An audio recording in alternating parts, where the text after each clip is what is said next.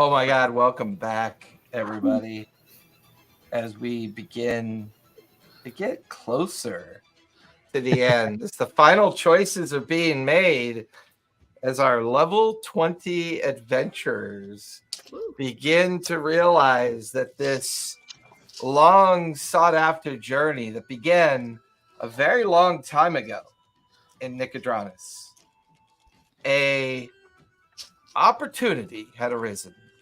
An opportunity to see a bit of the Lucidian Sea, maybe even catch a glimpse of the Shattered Isles, as a little-known organization called the Wanderman Assembly sought proof that no survivors of the family still existed, and thus began the original journey. And at this point in time, we've crossed the Lucidian Sea, we've ventured into the heights of Gnomeworks, we made discoveries. Probably the most significant discovery is a place of astral crossroads, as well as the freeing of an entity called Erebos, which then led the team on a journey deep into near the Shattered Isles, on a place called Haven. A formidable ancient sea dragon turtle, seemingly the home of merfolk. Once again, we finally found ourselves amongst an ancient people, and for the first time, we saw a lighthouse. The origin of the story, the beginnings of all of these things, with strange stories and strange interactions with the lighthouse, which is said to be within the Shattered Isles. But this led to connections and enemies. An individual by the name of Mason who is seeking something called the Blood Chamber. We now know precisely the reason why he has been seeking out fractured remains of Strahd's castle. But the team, once again, continue to pursue the idea that once on the Shattered Isles, all of these things would be revealed to them. Losing companions, either to the threat of death or death itself, losing companions who find themselves journeying in other places. The team are now deep into the realization that it's quite possible that the great orchestrator of some pretty interesting, shall we say, some pretty interesting threats to Exandria, whether it was his manipulation of the beacon, whether it was his near destruction of the divine during the apogee solstice. But this individual known as Ludinus Delef has suddenly been recognized by the team. And all the pieces are beginning to possibly fall into place. Whether the Voik themselves have a direct link with this seems to be probable, as we are in the Tuscan Vale. The team responding to the threat of Ludinus and seeking to protect Earthen's family from the oncoming storm of Vasarisk's form of whatever it is, his lich-like form, and the vampire spawn that journey with him, tells us a clear indication that Mason has made his choice. Whether or not he's found the blood chamber, which he cannot, because the keystone was removed and the talisman is safely stowed away and unable for him to find or possess. And in his desperation, he has commanded Vasarisk to threaten Earthen's family in hopes of forcing the four out of hiding and then force a final confrontation. However, Mason, seeing how quickly Vassarisk and the Spawn were dispatched, and the inability to gather Earthen's family up as a means of bargaining, Mason has chosen not to directly confront the group. Earthen, however, becoming insistent that this stop, that this constant threat, this pursuant end to whatever is going on, be dealt with. Places the Voik crown on his head and disappears, leaving the others behind in the Tuscan Vale to find that his family was safely led into the ethereal plane and back again. As all of you gather together, wondering what happened to Earthen. It's late at night. Earthen is nowhere to be seen. Even Earthen wonders what happened to Earthen. The family huddles around Xanath, Puck, and Spot. The two surviving Green Blades being protective of them. What do the three of you like to do at this point in time?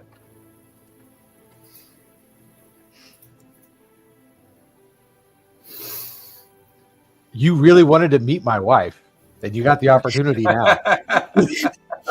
This was not the circumstances we were envisioning. I just want to kind of, like, in a moment of, like, the highest possible tension, like, none of that, just kind of lean over and speak to Earthen's wife, whose name I had copied out somewhere and don't anymore. So, I know this is a bad time. I feel obligated to tell you, in case he shows back up while you're with us, the next time I see your husband, I am going to punch him. Really, really hard. I wanted to make that clear, just because I don't know. He's a weird guy. He might show up like there, just kind of point off in the distance. But yeah, just let you know, when I see him, I'm going to hit him. He does have that effect on people. I'm sure that. Look, the fact that you're speaking about him in the present tense tells me that he's at least still alive. Yes, as far as we know. I saw him in the astral plane, and he kind of faded out. So I have absolutely no idea what that means. But yeah, like he was alive on the astral plane, but beyond that, I don't know. Spot, you actually saw him on the astral plane? Yes, when I was there, I tried to like dive tackle him and tried to drag him back, but his astral form kind of dissolved. I don't know what that means. It's not really a thing that happens. Your husband was tasked with finding a leader for a couple of clans that we have encountered. It seems like he volunteered himself for the task. Wherever he is taken, I have a hard time believing that they would risk a potential leader of the cause that they believe in. Question. Were there religious overtones in this sacrifice? Earthen's not a big divinity person. He's a bit of a get off my lawn kind of person when it comes to divinity, if you get my meaning. It's nice to hear that from you. Yeah, we were afraid we would have to complain about him to somebody who is grief-stricken, as you have every right to be. Yeah, like one of the kids looks up towards the mom and Mom, is this what you mean by love is blind sometimes when Dad does silly things like this? Yes, dear. It's the safe word I use to describe your father at times. Don't get me wrong, I love the man to death, but he can be a bit over the top in his emotional response to things. You know what? Actually, while we're here, let's complain about him. This would be fun.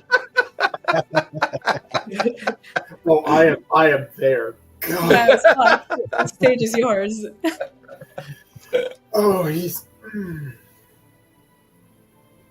I don't know where to start.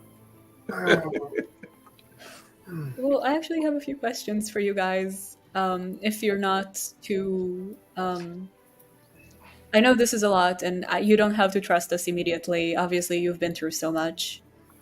We would love to know how much you know of what's going on, because clearly you've stayed hidden for a reason, even though so many forces have been telling us that the things that Earthen was fighting have been gone for a while. It doesn't really seem that way. And we are trying to make sense a little bit of both his past, which you are obviously so much more familiar with, and what we can do to help going on forward.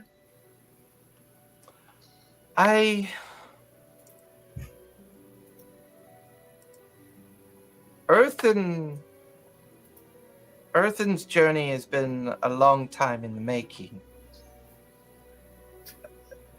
The threats were real for a time, and hiding us became important to him to keep us safe. The notion that sometimes you're so used to running, it's almost scarier when you expect you have to stop running. Where do you find your purpose? Where do you find your intent on why you do what you do? Earthen believes in the freedom of people. Earthen believes that people should, well, they should command their own destiny through the understanding of the choices they make for themselves and not what people make for them. Until recently, when I met Master Caleb, who had explained to me how the Service Assembly had been remade and the old threats done away with, I thought for sure that Earthen would come back, but clearly being on the run with all of you, he felt it important that we remain in hiding. Caleb did not seem to disagree with that and left these green blades with us to keep us safe. I dare say there were some correct assumptions here. But if Earthen's about to do something that he feels is important, then it must be important. But even to this day, I think his fear is that if he rejoins a world not being run by those that choose to control their own destiny, that maybe his fight will never be over. Maybe his greatest concern is this word, freedom, that he has chased all of his life. Freedom from the arcane, freedom from the divine, freedom from monarchy, freedom from the warlords and those that wish to use their power for their own purposes. This has always been Earthen's driving force. It's what led him to become a bard in the study of lore and the study of history, and try to bring that message to people that would be willing to listen to it. Earlier on, his travels were more about how he could keep us safe and secret and continue to learn more about the world that he sought to change. I would imagine whatever he's about to do, he must have purpose, but I have to be quite honest, I'm not sure, other than brief conversations with him. I'm not really sure what he's doing. I had hoped that he was here merely going to return to the Tuscan Vale and finally plant roots and get back to our lives, but he must feel that something is unfinished. And by the looks of these dead things and what you and your friends just did, there must still be a threat out there that we must be concerned about. This actually kind of brings us to another concerning question. Do you have any sense of how Basilisk and the rest of these people would know where to find you? The green blades exchange looks and then look back towards Earthen's wife, and then they all kind of exchange looks. We would have no idea how anybody would be able to find us. The other Greenblade. Our mission was very specific. Take Earthen's family to a very remote space with limited contact. And the only person that would know we were here were Master Caleb. No one else knew we were here. Not even our own principalities of Uthadorn. When we were asked to protect and travel with this family, we were not allowed to tell our captains or our families. It was all orchestrated by Caleb. You understand why... Okay. Do you report to him regularly? Beginning of each day, we report to him, let him know that everything is fine. We had settled in for the early evening when we were assaulted by these creatures, and then at the same time, your arrival. We have not really had much time to process any of this, to be honest with you. Has he said anything as of lately, or checked in more frequently than usual? No, it was quite a regular process. Contact him, report, contact. No change in that order of things for some time. To be honest with you, I am equally surprised by all of this as much as you might be. Who is this? The Greenblades exchange glances, and then the one Greenblade. Who is this Mason? Who is this Basilisk? Who are these people?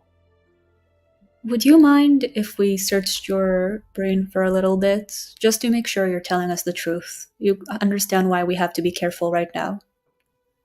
Give me a persuasion check on God that damn one. it, Earthen, where are you? Do you I'll mind give her- just scrape out your brain matter for a minute and check it? I'll give her advantage by like nodding like this is all normal. Well, You. technically, you are a priestess of Helm, and while these are people that would probably worship Uthadorn patrons, and they do recognize you as more of a fighter Templar, like someone who definitely values the importance of strong divinity. Mm-hmm. You have advantage on this, Puck. Okay, thank with you. Zenith helping, yeah. So it's persuasion? Correct. Wow. Well, thank God, because the first one was a 1. Let's get that out of Hey. the... Oh, You can't get 17. worse. So together, 19. Nice. So all in I all, under- it's 19. I understand your concern. I will gladly allow you to check my thoughts if you need to. Okay. And I hold his hand and just really dive in there. Okay.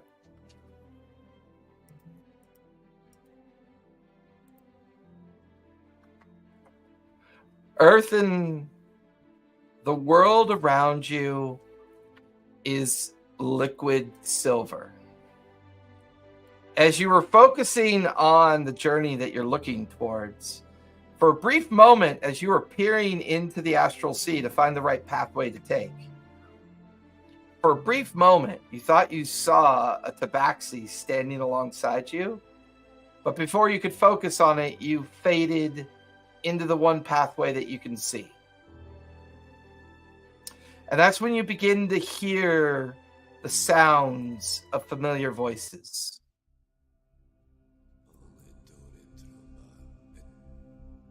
The echoes of a cold, empty space and world.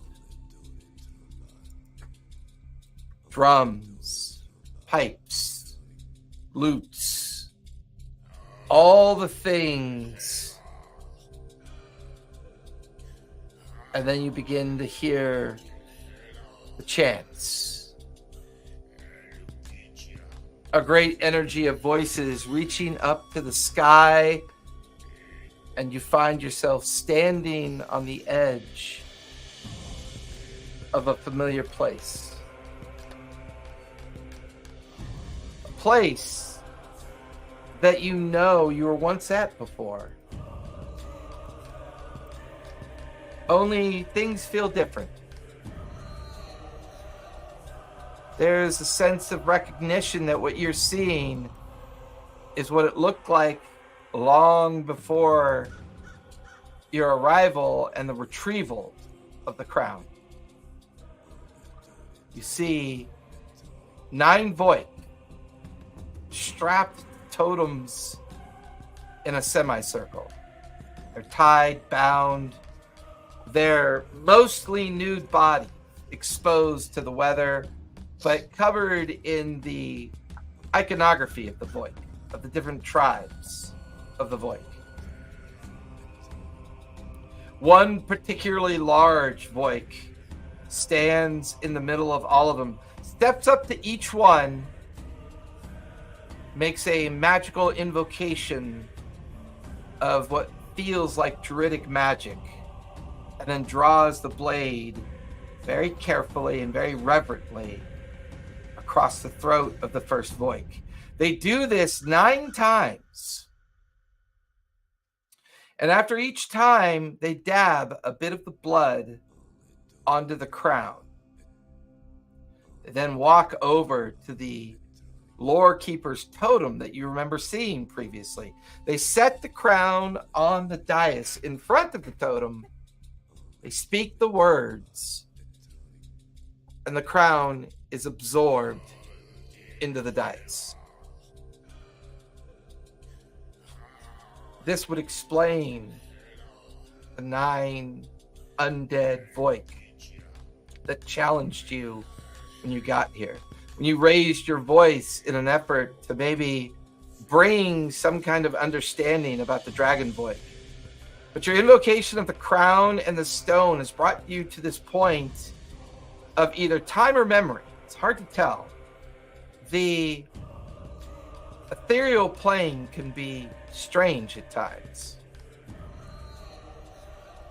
While you feel your natural revulsion towards the divine sacrifice or ceremony that you're seeing here, the crown was sent away for the purpose of both protection and opportunity of the right person to find it. Time passes. The memory shades. Not sure when, but the landscape looks older, looks more worn. There is a very young, thin, frail looking boy walking out of the woods. They look exhausted. Their skin cut with the obvious effort of getting here. A familiar voice rings out as the boy looks at the dais. You are what I call my ace in the hole, young man. I have many plans, I have many plots, and I have many things that can protect me. But you will be the one that they will not see coming. You've traveled far and proven yourself to me.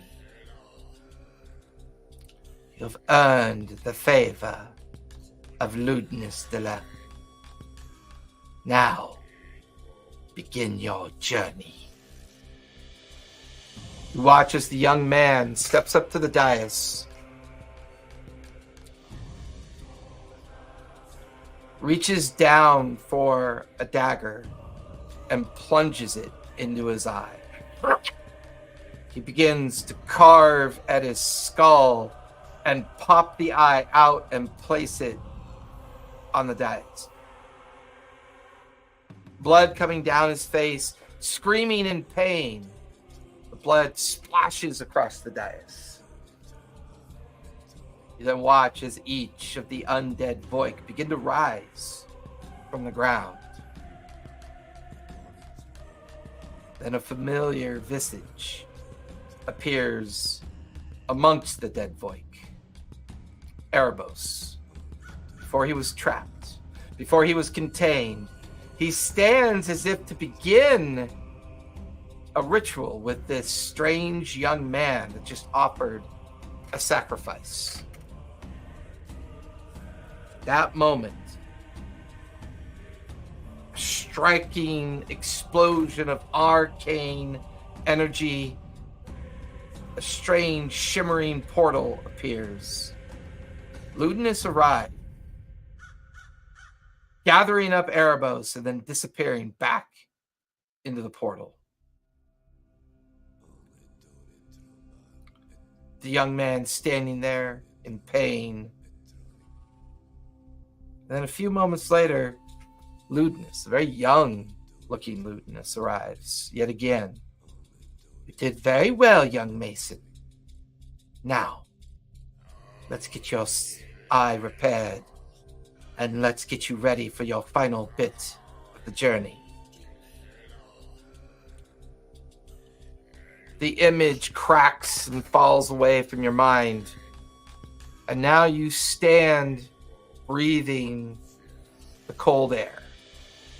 The crown atop your head, and you're back where you were when you retrieved the crown.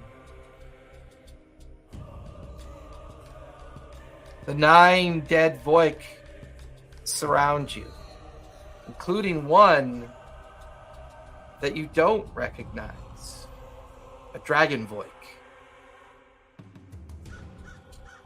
As you stand there, there's no sign of the eye or the blood that was placed on the dais.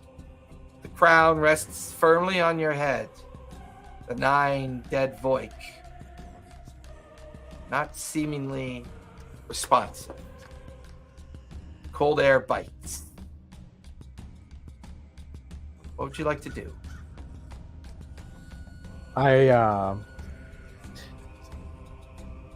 I'll take the dagger off my waist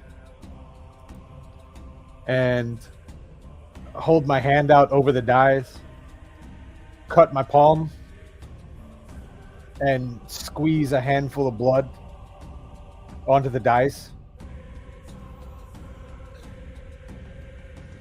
The first of the undead Voik step towards you, the shuffling of stiff bone, desiccated sinew. Are you sure this is a burden that you want? And then another of the dead Voik. Oh, he is sure. Look at his face. Another thinner dead Voik. Ah, he retrieved the crown. He is the one allowed to make the choice of the burden. The unfamiliar dragon Voik. A strange look about their bones, their features. They don't quite look like the other ones so much. They look a little bit different. Less humanoid and something else. Our kind has waited a long time for this ritual. There's been no unified leader since our fall. If he thinks he can bear the burden, he thinks that he can do what is required. What are we to care if he is not Voik? Of course you don't care, you foul creature, for you are not Voik. Personator. Another of the undead Voik prepares to rush towards the dragon Voik. The other undead holding him back. What matter is it where the creature comes from? If he can bear the weight, the truth of this world, and he can unify us and lead us to what we deserve. Perhaps this is what this world needs. Something different. Something new. The dragon Voik steps over to one of the nearby undead Voik. I have never promised any of you anything when we left our world. That world only consumed us, destroyed us. Had I known that the bargain I made with that vicious elf was going to put us in this position, this condition, I didn't know that giving him the truth of Rudius would cause so much harm. But that is a different past now. If this vile creature has corrupted another for his own purposes of manipulation, then I say we show him the truth of this world. Not say he does with it as he pleases. If he echoes to the unknown and calls all Void to this world, it's his choice to make. Because if there's anything I smell, we smell war. And it's going to happen here, whether we choose it to or not. All the undead Voids stare at each other, and they all stare back at you, Earthen. One of the undead Void, wearing the Lorekeeper tribal apparel, but her form long dead, long desiccated, steps out amongst all of the rest, stand in the middle of the semicircle, holding her hands up towards the Void totem. And that's when you notice for the first time, as her hands reach up and twist at the sky moves at an impossible speed and rate. Whether you go backwards or forwards, you're unsure. But at some point, you're staring up at a sky with but one moon. Kathia. All of the world around you is cinder, fire, smoke. You can see that a great battle is occurring up in the sky. Unknown forces colliding, destroying, erupting. And then suddenly, an explosion so massive. You watch as a coalescing ball of red energy implodes in on itself. And you watch as a second moon comes into existence. The small minor moon. Kathia. Or Rudius, sorry. The small minor red moon of Rudius. Watch as the starscape goes by. You're standing back yet again in front of the undead Lorekeeper. Gods and magic and nature. These are all things that live with each other. Like you travel with your friends in the embodiment of your spirit of both love and family, so is the balance of the world. There is an evil in a man that does not appreciate this balance. And this balance must be upheld at no matter the cost.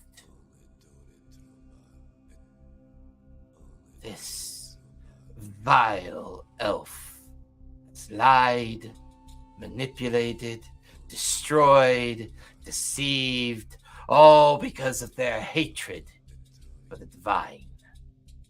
their insistence. Divinity is why we are in the place that we are.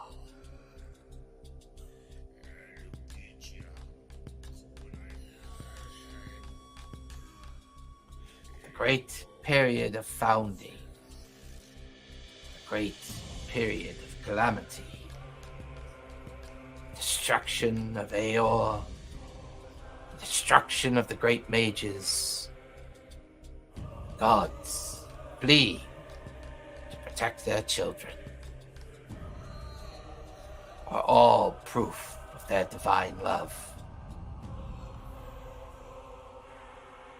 It is only because people turn away from that love and faith that it loses mass, that it loses purpose, that it loses place in a world. We lost our way in trusting the Dragon Voik. Xandria lost its way when it stopped having faith. When it stopped believing that only humanoid cause is the purposeful one. Now, you bear the crown of the unification of the Voik. The orb will call them to you if you choose to call them, or any ally that you think you might need. But know this, through Mason's manipulation and Ludinus's magic, the two of them are building something that you will not be able to destroy unless you gather all allies to you. Do what we failed to do. Unify your tribes. Unify our tribes. Because what is coming is a destroyer of worlds. Ludinus has failed too many times. And he is now lost to madness. That madness will consume everything.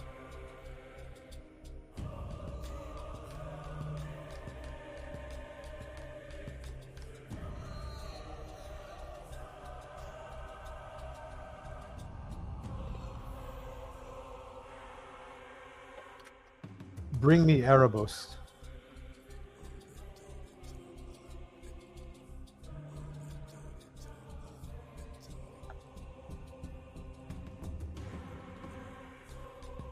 Coming out of the shimmering, cold, vapid air, the familiar Erebos.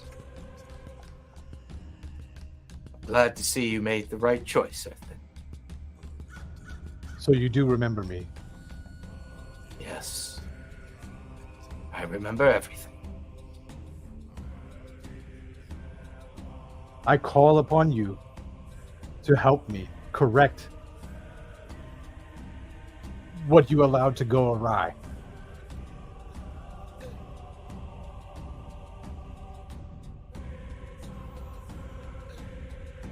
Erebos stands there still, his face looking towards the other undead Voik and back towards you. Are you sure? I am. You watch as Erebos brings his hands together and begins to rip apart the very fabric of reality around you.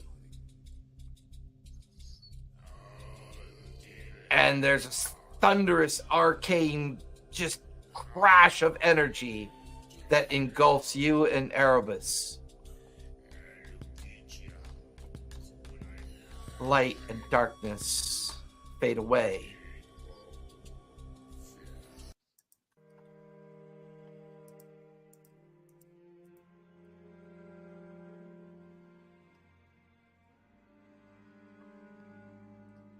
Puck, feeling like you're right never always feels good. your mind begins to push through a barrier in this Greenblade's mind. A familiar barrier. You've sensed these alterations before in people's minds that have been purposely wiped or altered. Give me an intelligence save, if you would, please. No, for you, wisdom. Sorry, wisdom save. Not that that's probably much better, Wait, but it would no, make actually, more. wait, no. You said intelligence first. That's what you said, right? Is that better? Would you prefer intelligence? Yes, I'm a lot smarter Okay. than I'm Make an wise. intelligence save, yeah. Thank you. Appreciated. Oh, thank God. It's 21. 21. You push through this barrier, this false memory of a Greenblade's thoughts of a journey from Uthadern at the behest of Caleb to protect a family within the Tuscan Vale, to keep them safe. As you push through the false memory, there is Caleb standing in front of a group of 8 Greenblades within the Tuscan Vale.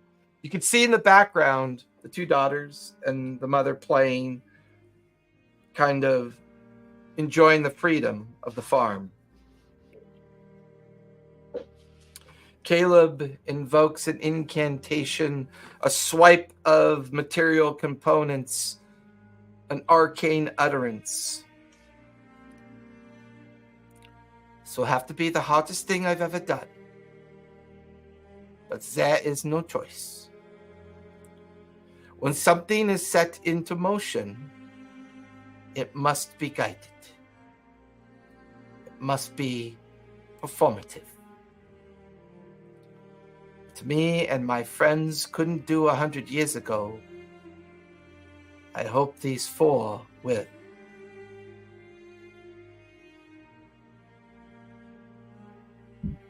When they arrive, do the following. And the memory kind of breaks up and blurs out. You catch glimpses of his manipulation of their minds, his insistence on them allowing the family to be threatened, creating the causality of the need for the 4 of you to arrive here so that a path could be chosen, so that Erebos can be restored.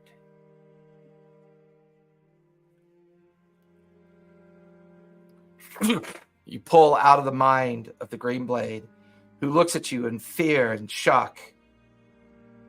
He had no idea that's what he was doing. That the one Greenblade looks at the other. They look back. They look over at Earthen's wife and children, who have now kind of stepped protectively closer towards the farmhouse to kind of give you guys your space. Seeing Puck doing, from their perspective, very dangerous things.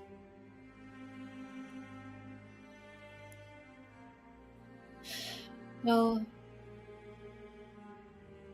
he is who we thought he was. Who? Caleb. He knew what was happening, and it seems like possibly he believed that by allowing this situation, which I don't necessarily know what allowing means. I don't know if he informed Mason about Erson's family. I don't know what exactly was his end goal. But he mentioned that he was doing this so Erebus could be chosen, and that so the 4 of us can be here. It's hard to place exactly where he is and what his goals are, but I don't think he's with us. So he wanted Erebos restored. Why would he want that? He said he wanted to guide something that's already been put in motion.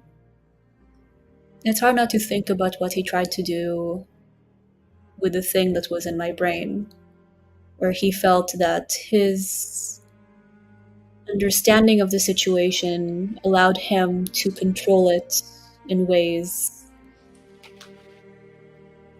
that were, let's say ethically dubious. The question if it's similar or something entirely different, I don't know. But if he allowed Earthen's family to come into this kind of danger, for us to come into this kind of danger, then he sees all of us as expendable. I think we need to find Earthen wherever he is. I tried sending him a message and I cannot feel him. I could try a gate spell and try and pull him through, but I don't know where he is. I don't know where Mason is. I don't know what we do. My instinct says that we should go into hiding and fast. We could see if we could get the Green Bearers to tell Caleb that we all died. Just have him not know what's going on with us at the very least. If we can make it convincing, that's better. And then just see if we can use a spell of non-detection, anything like that, to take some time and think about this, where neither Caleb nor Mason can find us. Or maybe we need to confront Caleb and find out what it is he started.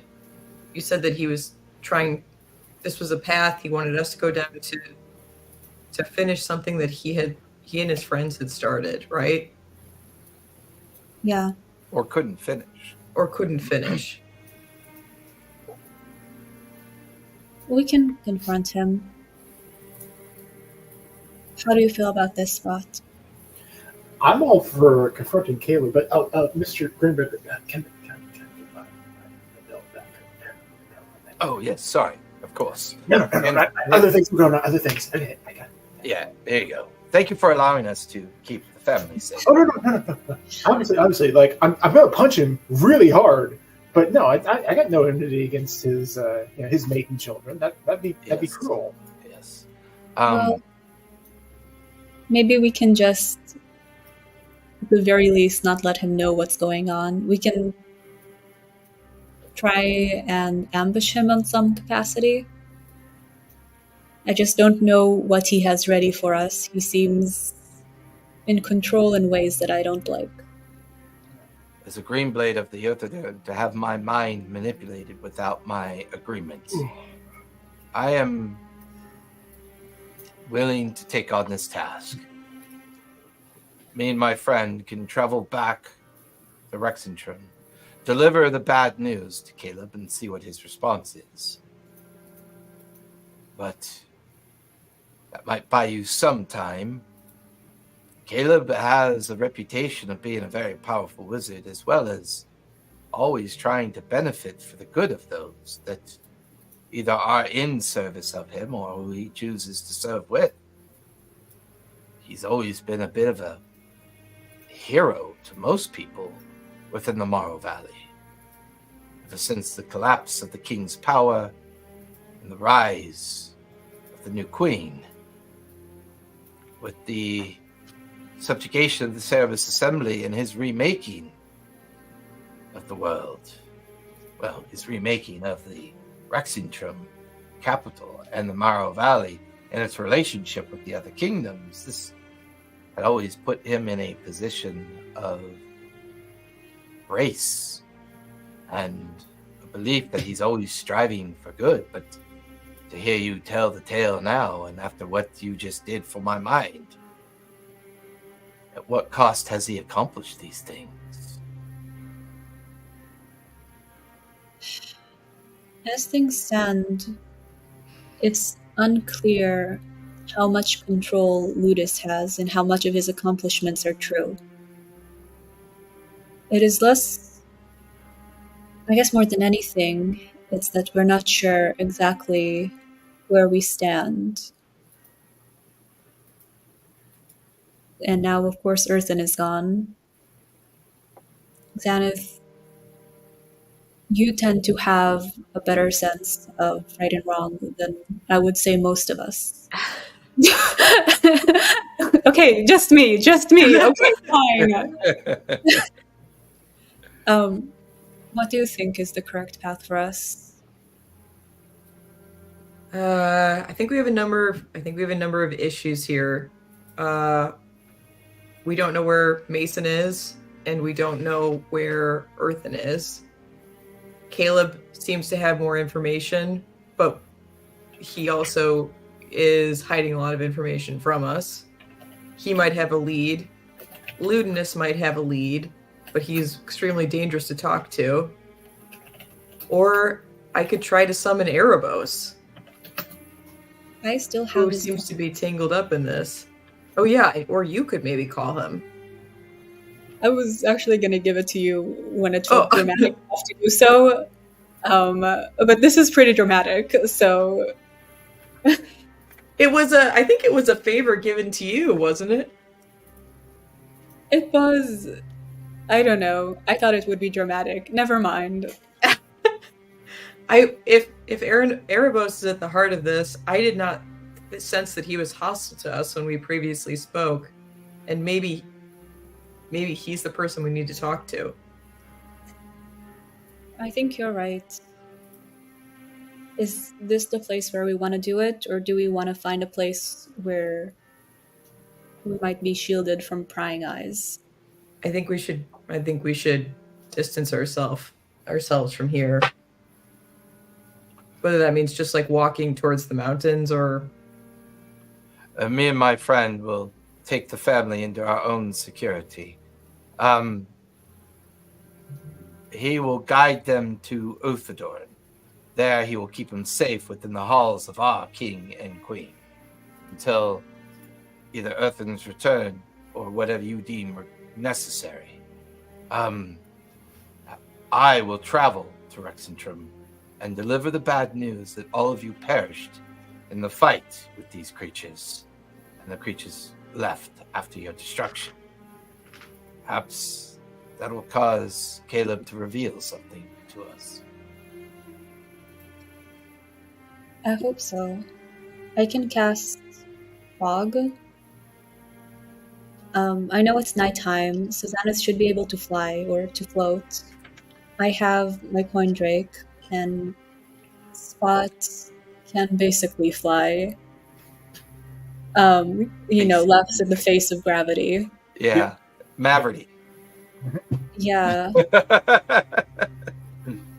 maybe we can just see if we can head towards the mountains and find some space to set up camp and do it, hopefully, without having to worry about either Mason or Caleb showing up. Mm-hmm. So you guys going to start heading towards the Syros Mountains and use that as your place to figure out how to call Erebos or figure out what your next plan is? Yeah. Yeah, and can I cast fog cloud within 120 feet of us? And do I have pass without a trace? I don't. So just fog. Okay. Does it travel with you? Yeah, just to give us hopefully some amount of advantage on going undetected. Okay, that's fair. You guys watch Puck bring into effect this massive cloud, this fog bank around the three of you. Invoking each of your special skills, you begin to rise off the ground, and the fog follows you through the low stratus sky of the night sky as you begin to head towards the tall climbing Syros Mountains on the far edge of this valley area.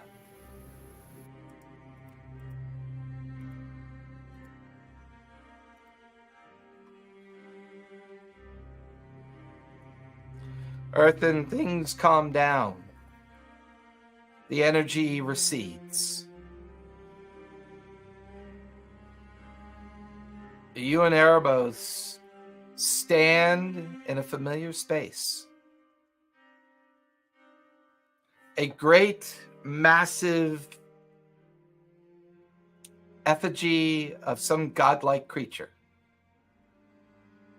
surrounded in astral sea energy and arriving and disappearing streaks of light. This was that place that you guys stumbled upon many, many months ago on Gnomework. This astral crossroad where creatures would arrive, disappear, and Erebos stands alongside you.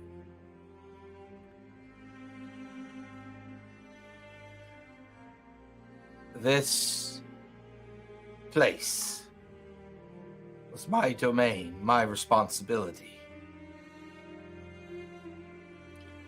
A young man called, summoned me to the challenge, and I was taken prisoner in my effort to help. There I was put deep in the heart of that volcanic realm that you found me. And when you and your other friends rescued me and set me free, my responsibility was to remain here and watch over the crossroads. And these fated crossroads deliver possibility throughout all time. In my absence, I believe somebody accessed this place and made many journeys. And these journeys showed them many things. With my freedom, I was able to reestablish my control over the Crossroads fate. Earthen, the gods' voices are growing silent. Not just the Prime, but the Betrayer gods as well. And not just this world and its pantheon, but other worlds and their pantheon begin to grow silent.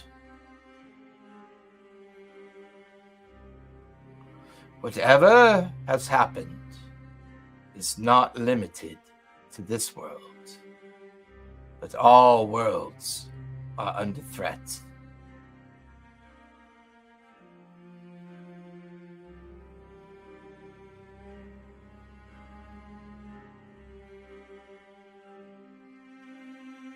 Well, then we have a lot of work to do. It's not a matter of work, Earthen. It's a matter of faith. The gods derive the power that they give to their believers through that embodiment of faith. All the power in the world can be unleashed in any moment once that faith is restored.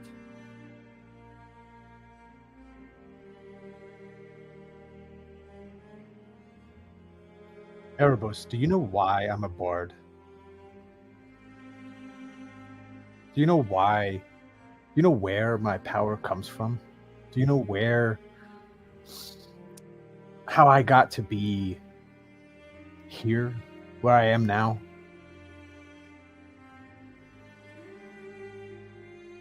He just stares at you silently. It wasn't the gods that got me here. The Prime or the Betrayer. It was people. And the power of people.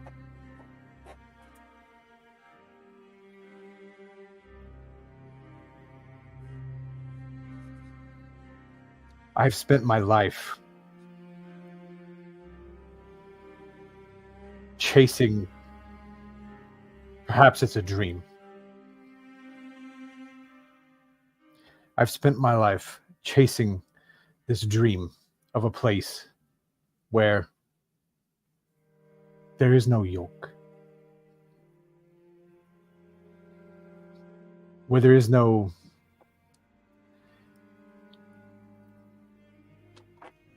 necessity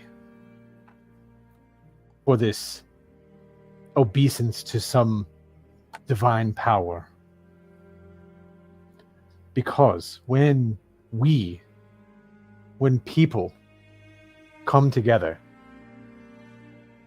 we can make marvelous things happen.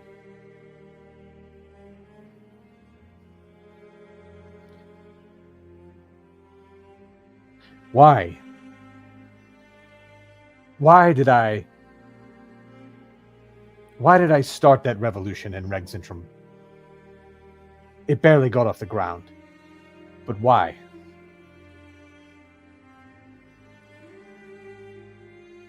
The people needed to be free.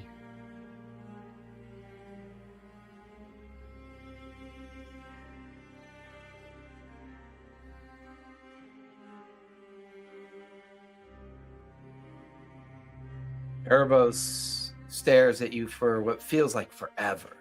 His white eyes and pale complexion unmoving.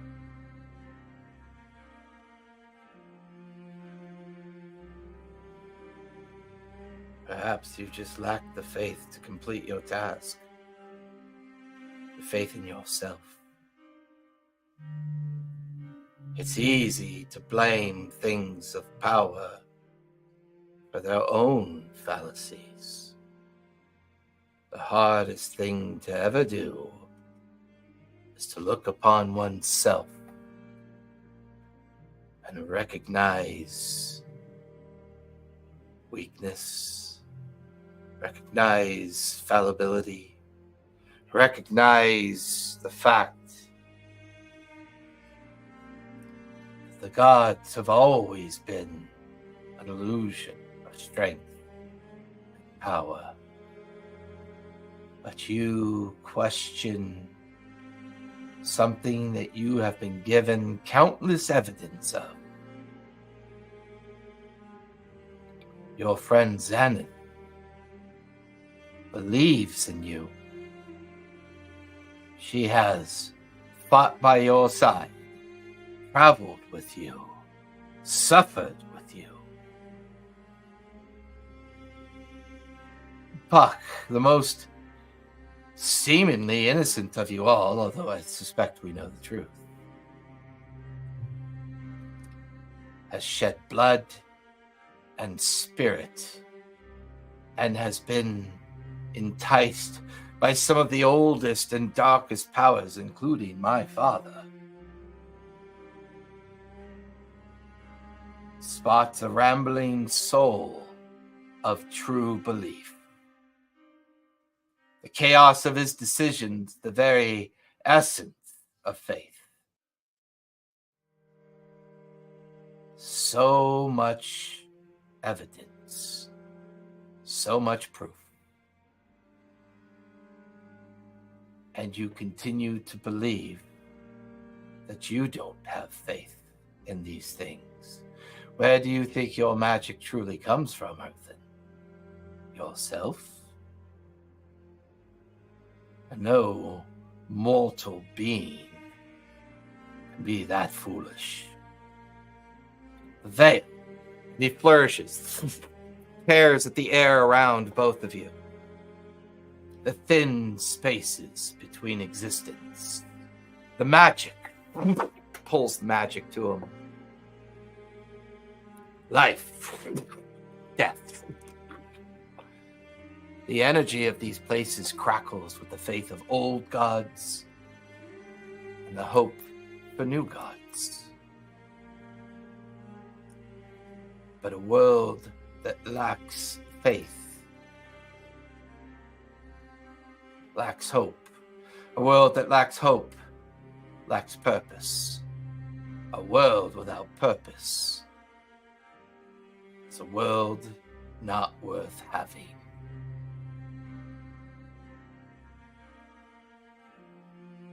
Do you have purpose, Earthen? Do you seek purpose in this world?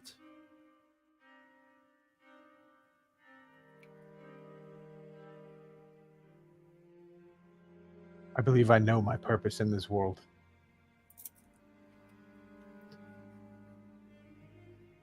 And the faith you say I lack, I believe in Xanth. I have faith in Xanth. We disagree on some things, but I have faith in Xanth. I have faith in Puck. I've made bad decisions in my life as well. But I couldn't be where I am now without those decisions. I have faith in Spot. As agitating as that can be. I also have faith in Winter. And in all of our companions on this quest.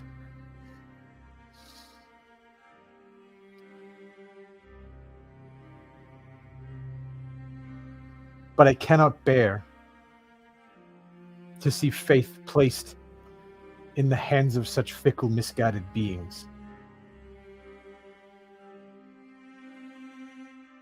All the way back to the ceiling of the Obsidian Gate.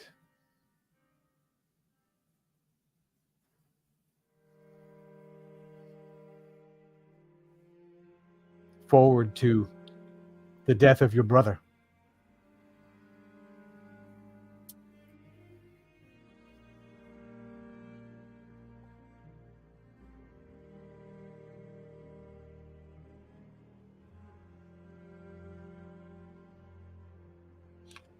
The 9 beacons are lit. Perhaps it's time for the 10th beacon to be lit. It has sat cold for so long that most felt it would never, ever happen. You watch as he brings energy in between his two hands and crushes that energy between his hands. And then spinning, floating between his two hands, a yellow stone. About 2 inches in diameter, the kind of heft of facets to it. Little crystalline beams of light flaring off of it. Little arcs of energy.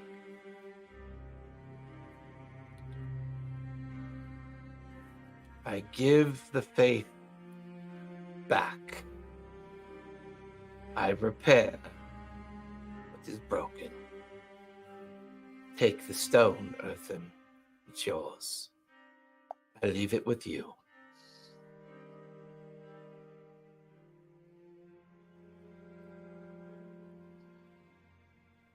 I take the stone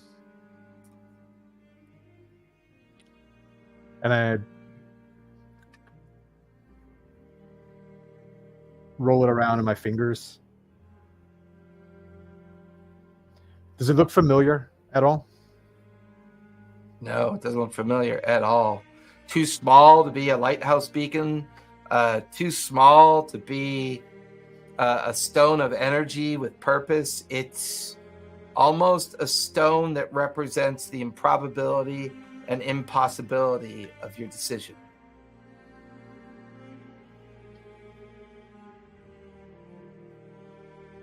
I take the stone, and where I had placed the stone of polymorph in the crown, I replace the new beacon into the dragon crest on the crown. You bear the weight, Skyon. You are the first of Skyons. You are the bearer of the faith of an independent and free people. Your journey will be hard. Those that believe in the absolute idea of faith will see you as dangerous, a zealot, an anti to the cause of the gods. If you want to lead a revolution, Earthen, then I give you the faith of all humanity, goblinoid, humanoid, all those souls that you feel deserve their own freedom, their own choice. What you decide to do with it is the first of all choices. But know this, you have enemies that know you're coming. You have enemies that want to destroy gods for different reasons. And there are those that will fight to the death to preserve the way of the gods.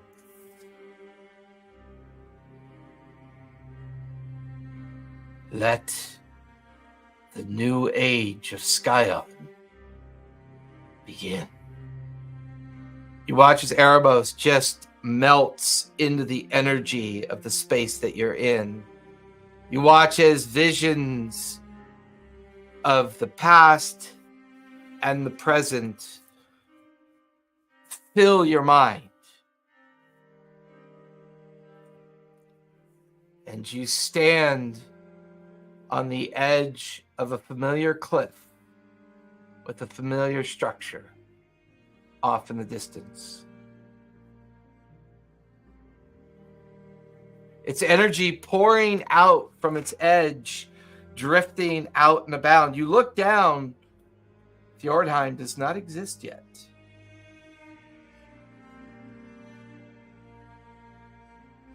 Beacon and its arcane energy drift in waves of effervescence out across the open bay and into the Lucidian Sea.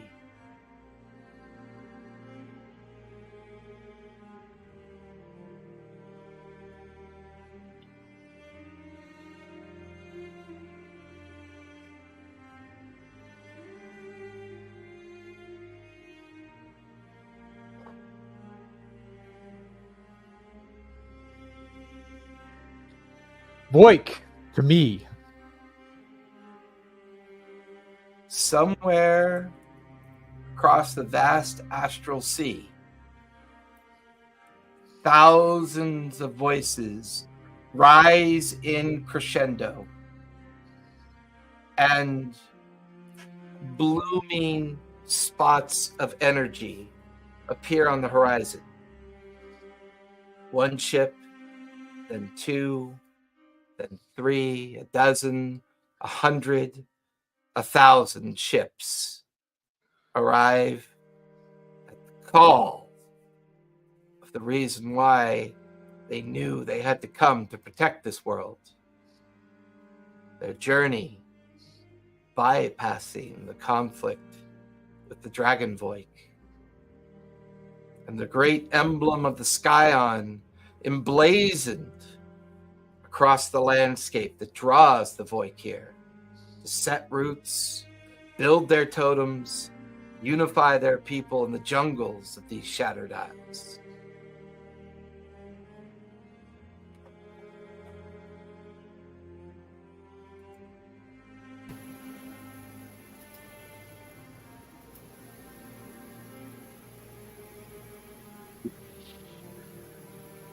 As you guys float through the skyscape towards the mountains, the silence envelops the three of you. The world feels like it's on the edge of change. Sometimes witnessing change can be hard. But you feel like it's happening right now with your own sense of hesitation. Whatever Earthen is doing, you feel like it's happening now. You watch as the landscape gets brighter. You watch as the stars shimmer with a strange kind of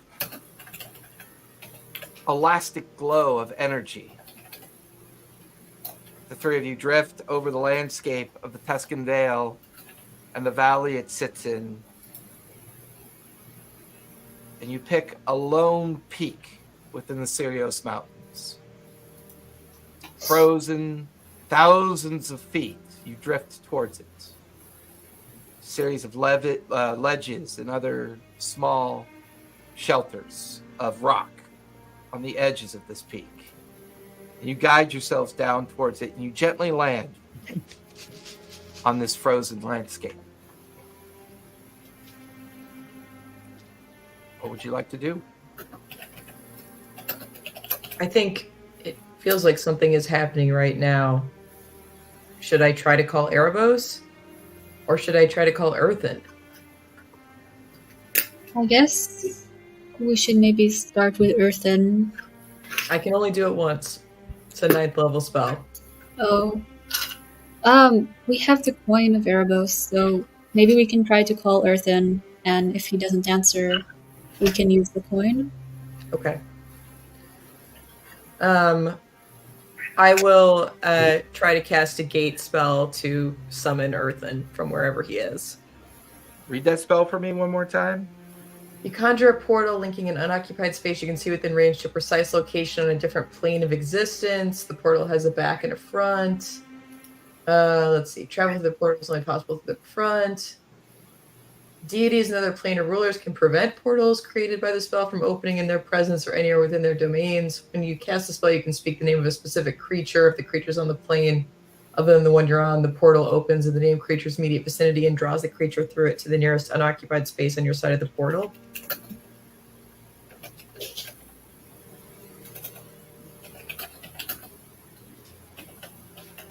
You guys watch as the portal begins to take shape.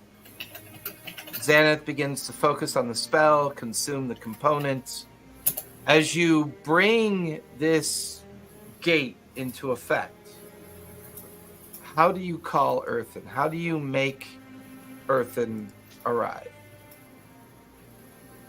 I think I'm picturing Earthen in my mind with the crown on, and I'm just saying in my mind, Earthen, come back.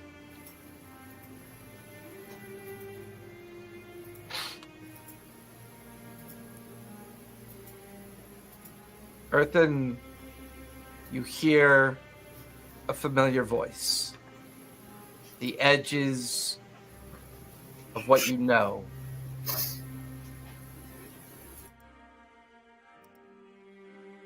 And this voice has purpose, it has meaning, and it sounds urgent. As you recognize Xanath's voice. As you look down upon the arrival for the first time of the Voik, a period in time that was broken because of what had happened with Mason, now repaired, a unified Voik tribe will have hundreds of years of secrecy and time to establish themselves. And you hear that voice yet again. Come back. Come back.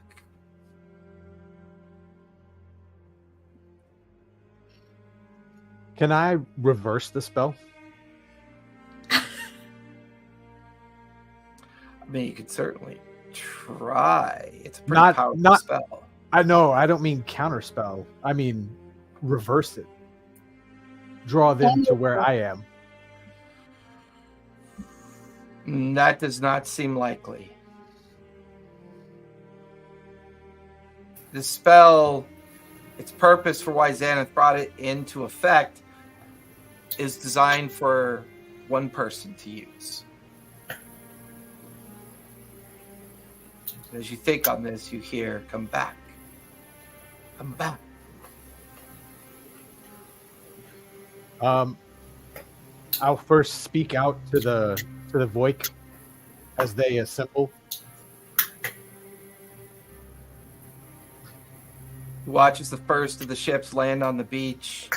You watch as the 9 flags of the Voik make the journey from boat to shore. But every time they stare up at you, it's with hands covering eyes as if to stare at something so bright they can barely look in your direction.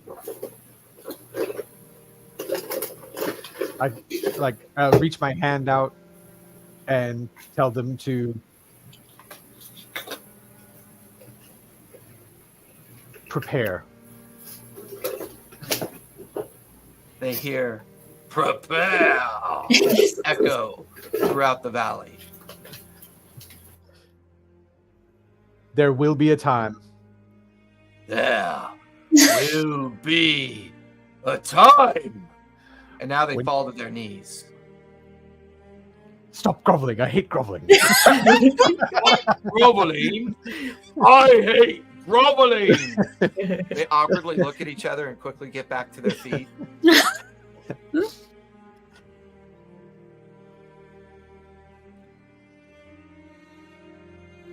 There is a battle to come, but not for some time. Lay your claims here. I will return. And I follow the spell now. Like, after I've made that proclamation. Yeah, you follow the voice. It's at that moment you realize that what they were guiding or blinding their hands from was the stone staying behind. You watch as the stone floats over to the beacon, disappears into it, and you watch the light of the beacon change. Its colors more golden, more red and blue. And you begin to hear the voices down below raise themselves up in a unison of chants. And you step through the portal. Let's take our 5-minute break, and when we come back, we will do the second half as the group is back together again. All right.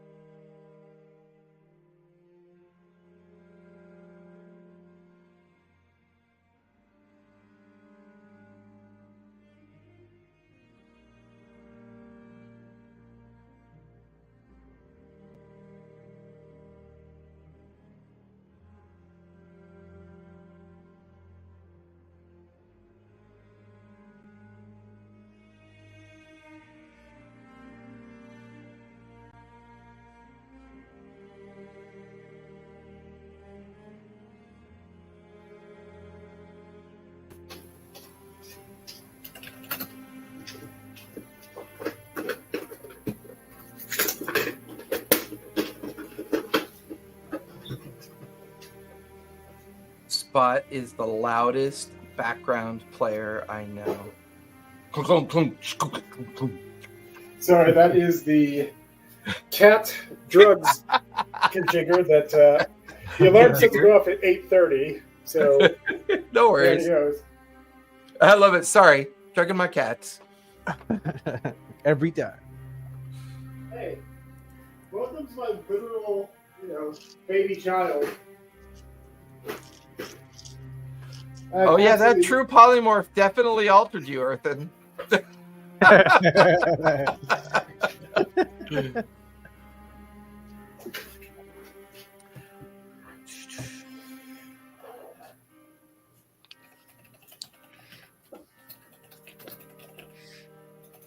Does it say that you're able to do that at an additional key cost Spot, or is that flavor? No, it's not. That was a thing that we had kind of Okay. talked about as a flavor text. Yeah, thing. we It's talked like about it off and on, and Yeah, it's like we've never landed one way or the other. It's kind of like it's not something I was intending to do in combat. It was just kind of a, hey, if I got to drag someone in, it's basically what I was trying to do with Earthen. I can't technically do that, but it's also right, like, right.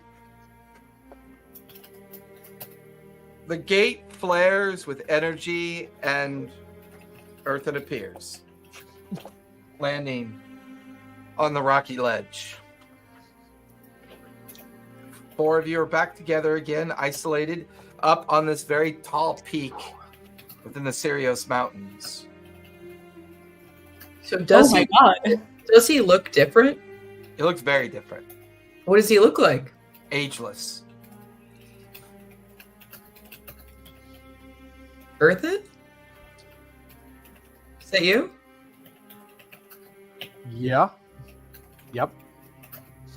Is it the scary voice or is it his regular voice? It sounds like his regular voice. Okay. Not that you'd know what the scary voice is. Right.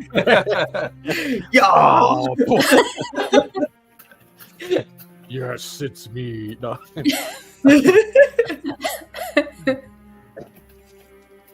What You happened? Hey, Different. oh, Earthen, I want to make sure you're okay. Like you've obviously changed, but you're okay. I think so. Okay, I'm gonna come up real close. And I'm gonna punch him really hard in the gut. As you like punch him,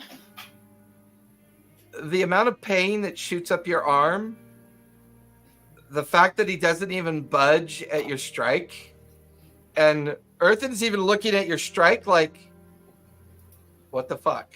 That normally hurts. Oh. Mm. All right, sorry. And I'll put a healing word on him. I know he doesn't need it, but I'm still going to do it anyway. Right. You're like, healing Tell your word. wife I was gonna do that. Mm. You met my wife? They were Yeah. here? Yeah, you didn't let me. I pulled your wife and I gave one of the Greenblade guards my belt. And I had them jump into the ethereal plane. You didn't wait around for more than 6 seconds. Or I would have told you. They're safe. They're alive. Sorry, I was a dragon. Can I do like a religion check or a medicine check on Earthen? Do you have divine sense? I do not have divine sense. You give me a religion check. All right.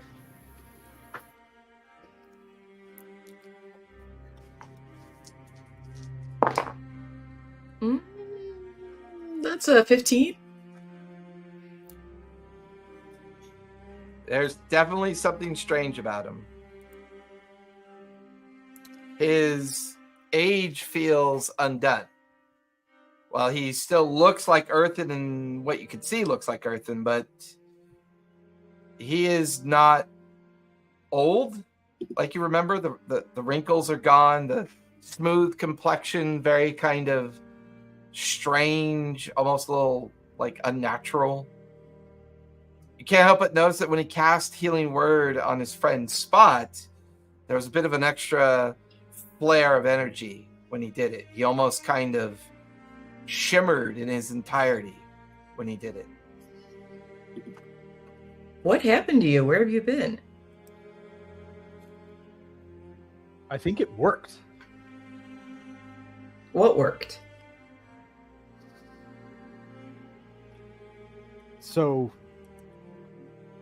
it wasn't my intention to do it then and there, but it sounded like more trouble than we could handle was coming on the horizon. And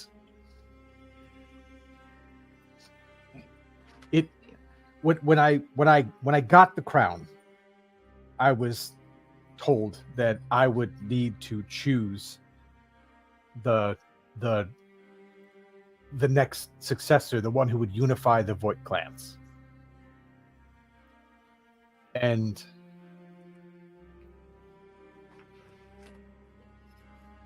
I got this idea.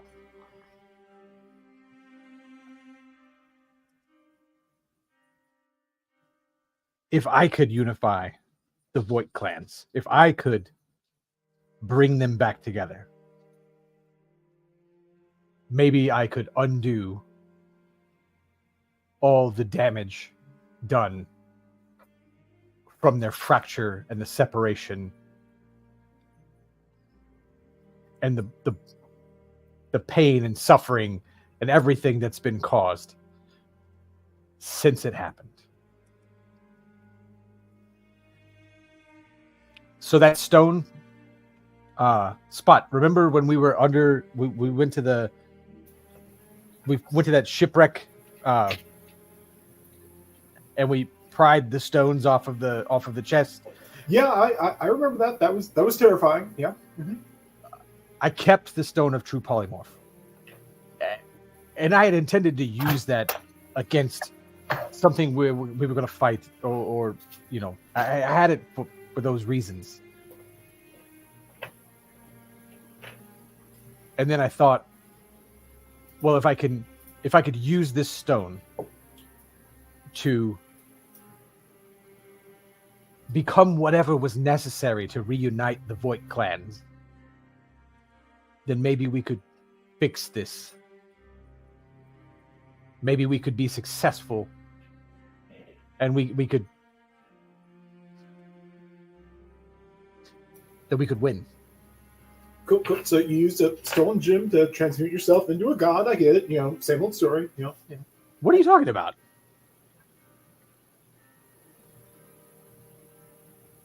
Have you seen yourself? No. I'm going to cast. What is it? What is my silent image? And it's just the exact picture of Earthen. Okay. Earthen, as you stare at the image that Spot conjures, you're almost shiny. There's a lack of age to your face. You don't look like you used to look. You look different. You look transformed. You look kind of holy. Is that how this works? What the hell? The hells? What is this? What? That's what I look like? Yeah.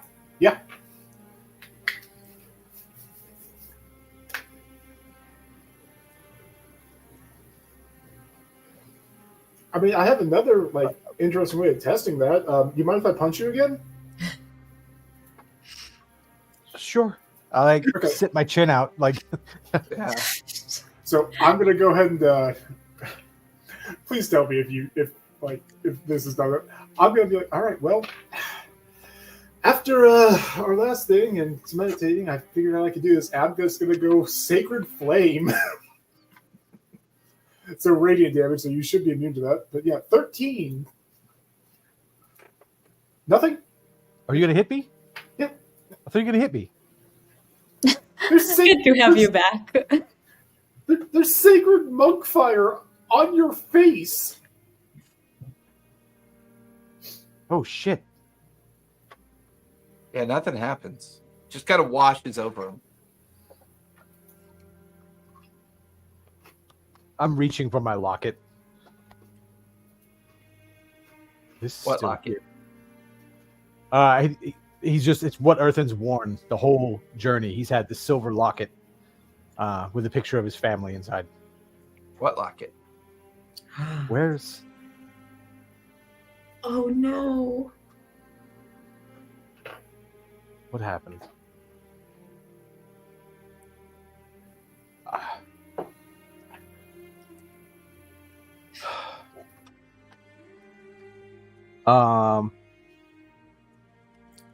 So I'm gonna relate to them the conversation I had with Erebos.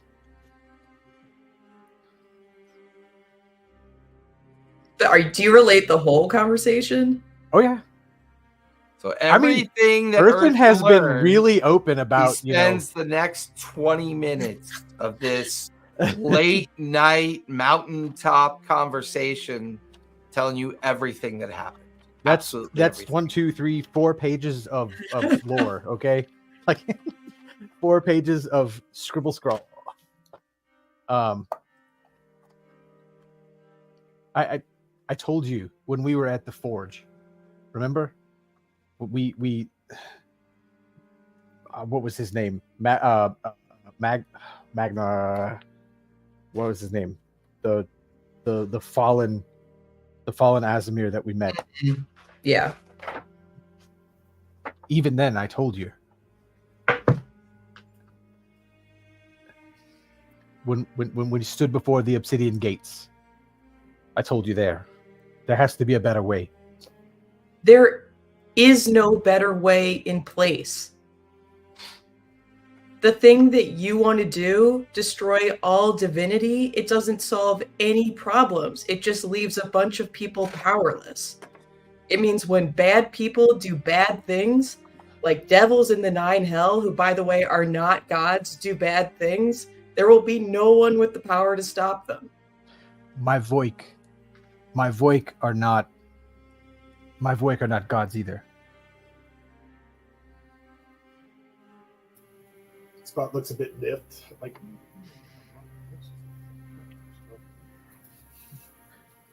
are you saying that you only have power? You can only do good because of your connection to Helm?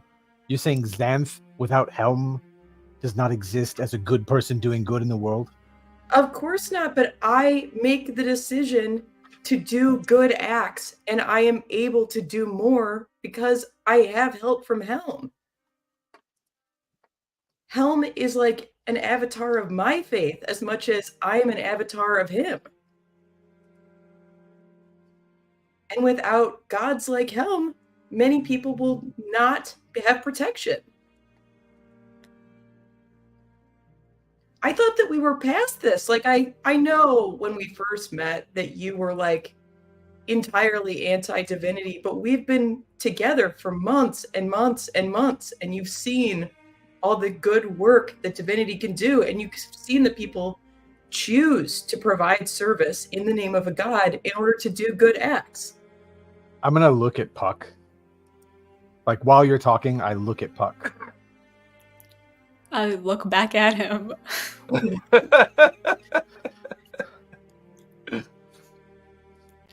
have also seen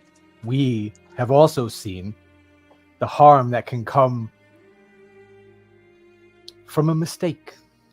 Now, let me end that real quick. A mistake I made on my own behest, trusting something that could have been a god and could have been something else. If it wasn't a god at all, that never would have happened. Your soul would still be yours. You would still be whole. What soul is still hers? That's not what Caleb said. Caleb said if she died, she might die permanently. Yeah. But that doesn't Her say soul anything is about no longer tethered to her form. When I spoke with Dominion, if nothing else, he gave me the decency of making my own mistakes.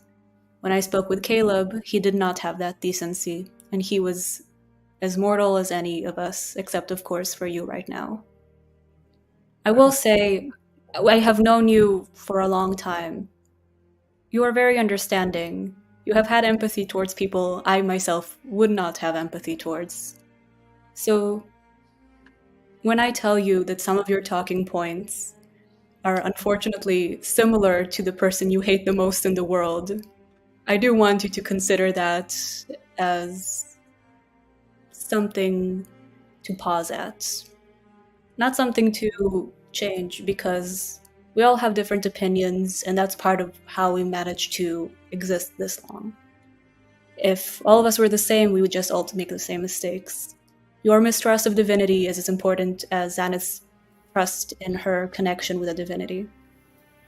But no one's point of view should overtake everybody's. And right now, ironically, because of whatever divine connection you have managed to secure for yourself, you might have that power. So just remember to hold that back. D6 inspiration on that, Puck. That was stellar. That was the most clearly concise way of the great battle of divine that I could ever hear. That was amazing. Thank you. Oh, thanks. I need that D6. I roll like shit. You do roll like shit. I'm not gonna take that away from you ever. The divine does not like Why? me. Why are you never so? gonna take it away. Why are you so good at persuading us? And nobody else.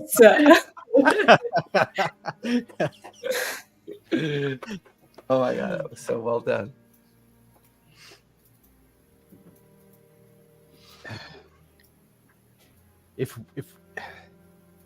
But if what you say is true, if I have become divine,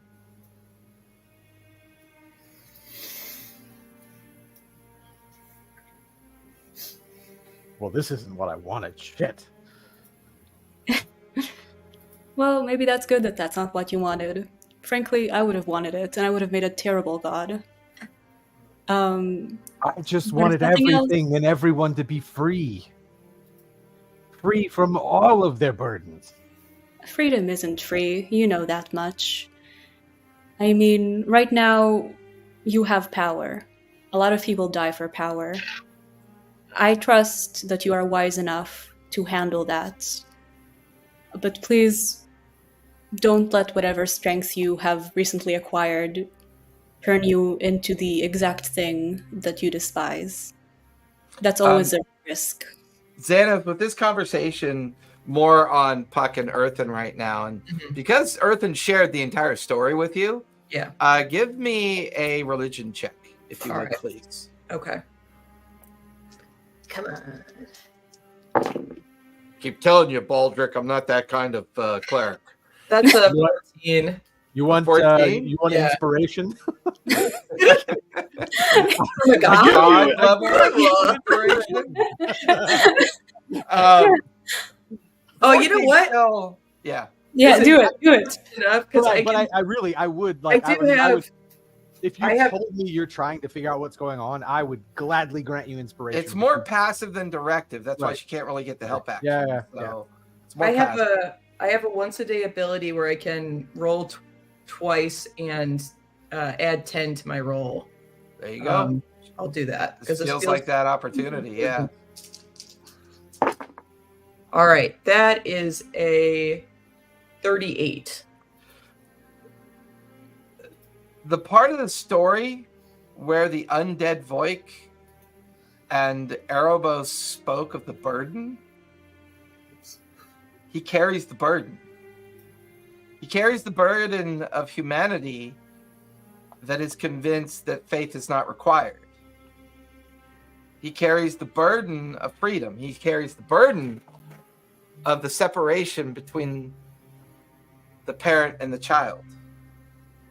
He's changed something in the past that has forced this burden upon him. And you know precisely why now that locket is missing.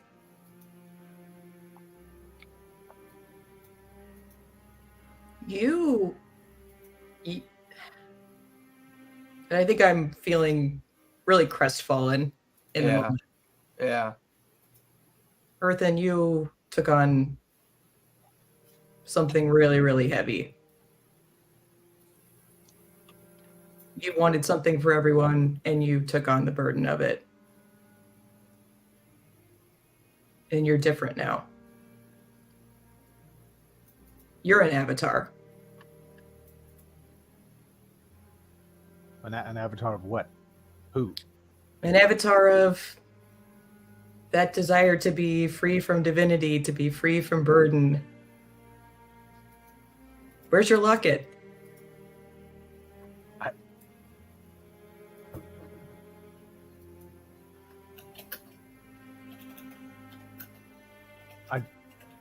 What locket?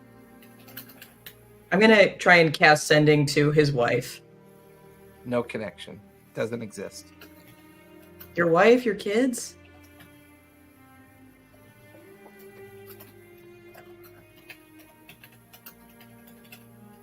So it aside, in doing all of this, that's all been undone now. So it's not there. Or would Earthen retain the memory, but now it's not there?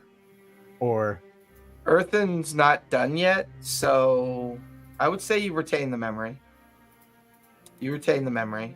And you're becoming more aware of what this burden is, and it kind of feels like a trap. where's my wife? I can't reach her.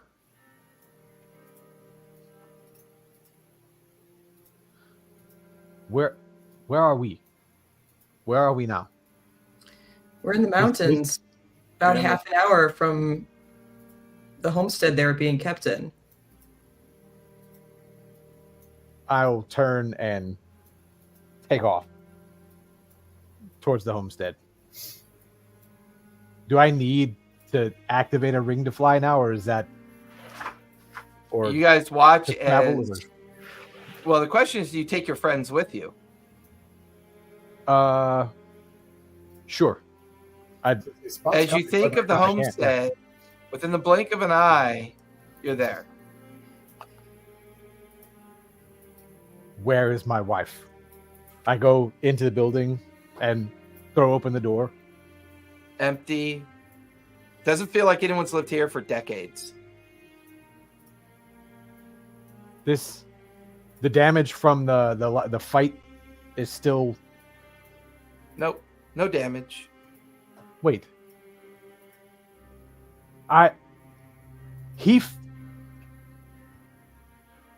Vesper's fell on the house. Why is the house not broken? You all saw that, right? We were all there. Can I go to where Vesper's head landed when I cut it off, just to see if that's still in the ground or on the grounds? Nothing there. Empty grass, empty space. Old rotten crates, abandoned buildings. No sign that life was ever here. Whatever family lived here a long time ago.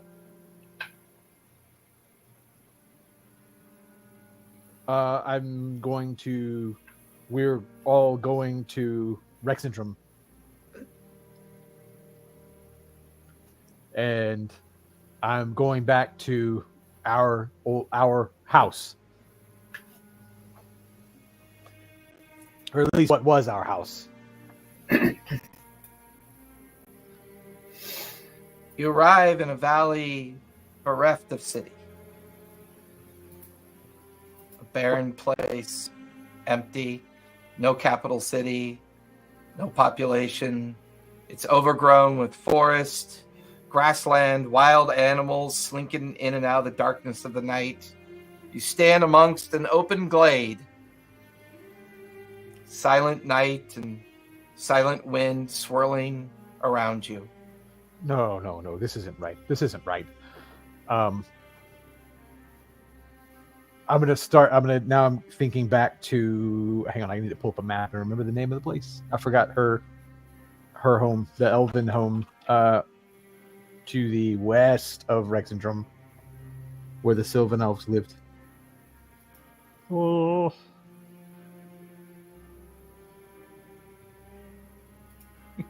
I love making him Actually, go through. It's so much fun. Actually, first we're going to the Velven Thicket, actually, Earthen's home. Oh. Where I was a child when all of that happened, but Yeah. to the Velven Thicket where I witnessed the Volstruckers murder my father on behalf of the Empire and their claim to expansion. You arrive in a empty valley of green grass hills, trees, forested areas, a huge herd of deer go running by as the four of you land in that open space. No sign of people, no sign of houses, no sign of anything. Just the natural world spread out all around you. Earthen, what are we doing? Where are we? This isn't right. This is not. This isn't. No. This was my home. This was my home. Where is it? Where is everything? You went back in time, right? You changed things. I didn't change that. I didn't. Did I change that?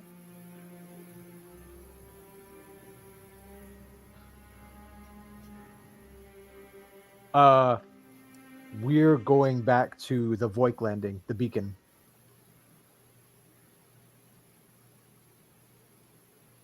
Okay, let's go back. The energy swirls around you, the smell of the salt air, and there, the familiar beacon lit, but with different colors, and built in and all around this once natural, like kind of beautiful landscape. The city so massive, teeming, with a population of tens of thousands. And as you stand on this cliff looking down at the flourishing Voik below, you look off into the horizon and you can see great rising smoke from the other Voik communities that have grown here as they have flourished and done well for themselves. Built in a very large section of the bluff cliff above the lighthouse is a 100-foot tall effigy of Earthen. And it's just emblazoned across the bottom of it, carved in huge monumental letters, Skyon. I want to kind of like look over at Xanth and be like, is this what it felt like? Welcome to the club. Oh, this feels different. Well, it was about seeing a statue of yourself. Oh yeah, that's it. Oh, yeah. It was the. Is this what it felt like? Where's my statue, by the way? I've been waiting for 2 years. It's not as fun as you would think. it's the grass, I'm just saying, Winter got that cave painting. Where's Scott and I's appreciation? Scott is fighting the urge to smack you on the back of the head with every fiber of their being, because it still kind of hurts. No. And then you begin to hear the roar of crowds from down below.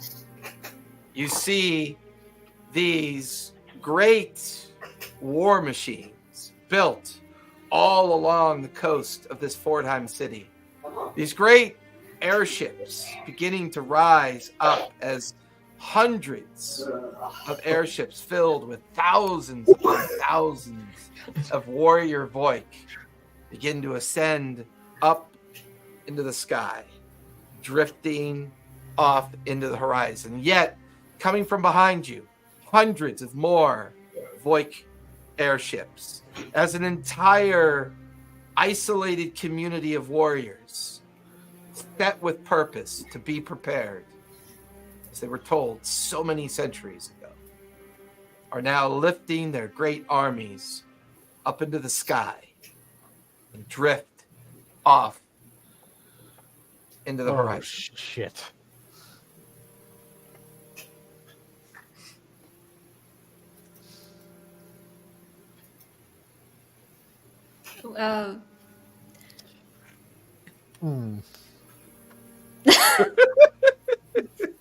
Poor Zaz, she's just like, I feel compelled to tell you I told you so, but we're all basically fucked, so I don't really see how that's going to help us. We're only here because you Spock's called just me to come standing there. back. Like, Spock's just standing there with like this measure of pride on his face. Pure chaos. I like it. I like the New Earth. We basically do whatever we want. Do I feel stronger when he thinks that? Your Well, follower. the surge of so many followers of the Scion around you, it does embolden you. It does make you feel more relevant, more present, more. You feel this urge to have your faithful with you.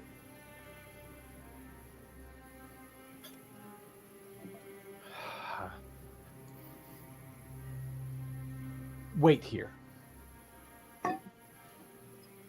And I'm going to try and send myself back to that point in time when I stepped through the gate.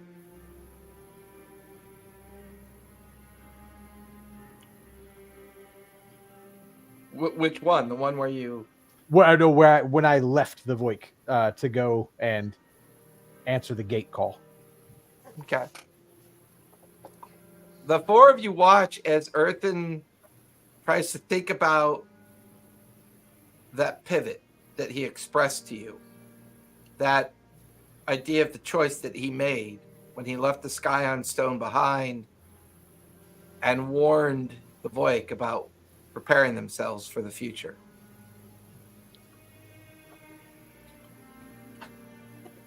This is when all of you begin to realize that your past may not be your past anymore.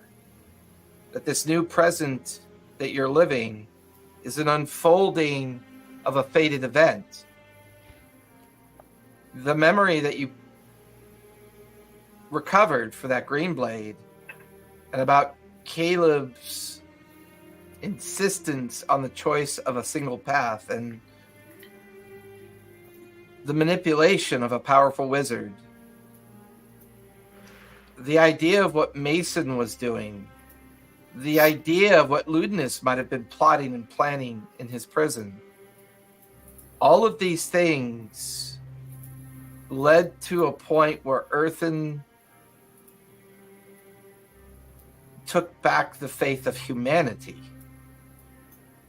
taking away all the faith that guided humanity up to that point. As there's no effect from Earthen's attempt to shift out and back at that point in time, all of you watch as Erebos reappears. Standing alongside Erebos, a familiar, elderly, confined turtle. Oh. The brothers stand in front of the four of you. Turtle's voice cracking with anxious interpretation. You see, I told you, Erebos, humanity is incapable of understanding the burden. Erebos drifts alongside his brother. I had hoped that his choice would take a different path, but it did not. I had hoped that he would see the reason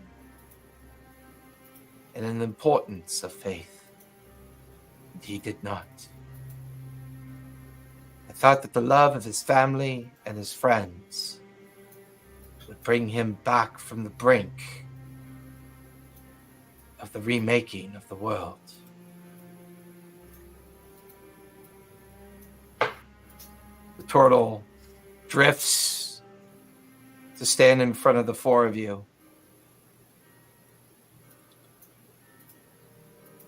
Earthen, do you feel the burden now? Do you even begin to understand this burden of faith? What you believe to be the constant intervention of divine power is actually its absence. Humanity has been calling its own shots for a very long time. Only a small few ever bear the weight of understanding what divine power is. Your perception of what your friends did to release me from my burden felt poorly in your mind. And now look at how they look at you. You took away the faith of an entire world because you wanted to. And now you bear that burden. Erebos drifts alongside his brother. Our father, Dominion, an ancient god of old times, believed once the way you did, Earthen. Humanity of all worlds is better off on their own. But I can assure you of one thing. Divinity does not feel love or hate. Divinity only ever feels purposeful. You can set things back the way they were. There's only one way to do that. And we are here to tell you what you are about to do will not fix what you have broken. Because the world is not broken, Earthen. You intervened. You kept it from becoming what it was. It's become something else. Even now, your Scion warriors rise up into the astral sea. And they will take their war to the other worlds to convince them the Scion is the only truth. That humanity dictates all matters for itself. And that any world that believes in a god should be sundered and brought to heel. Earthen, you have become destroyer of worlds. These Void will flourish, the gods will disappear, the faith abandoned, the preservation of those of humanity across the astral sea. This war will wage for millennia until the last voice of the last god is just simply forgotten.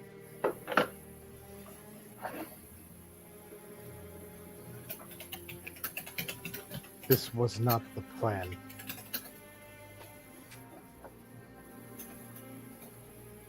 This wasn't the plan.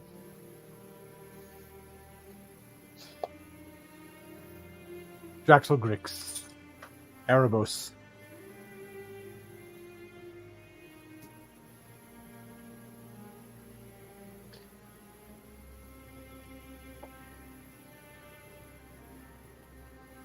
I understand. I have to fix this.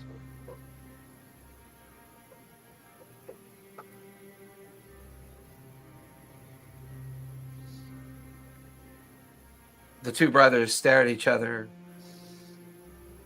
look back towards you.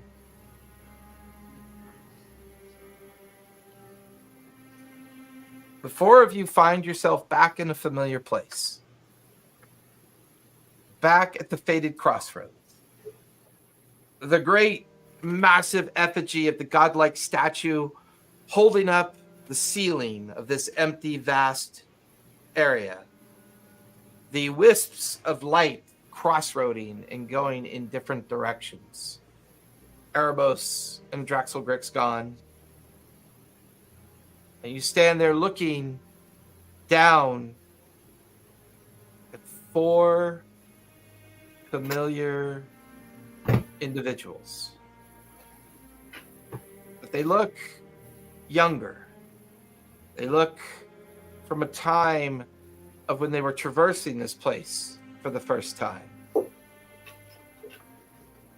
You see Xaneth, Puck, Spot, and Earthen all looking up into the sky as if to admire streaks of light moving through these faded crossroads.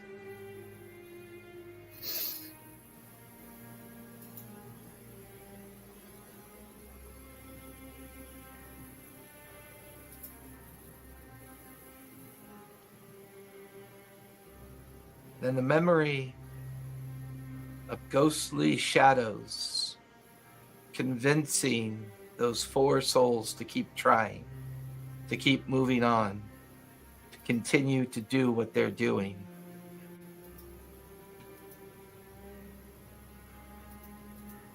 Those images that you saw all that time ago, strange familiar images, strange familiar voices.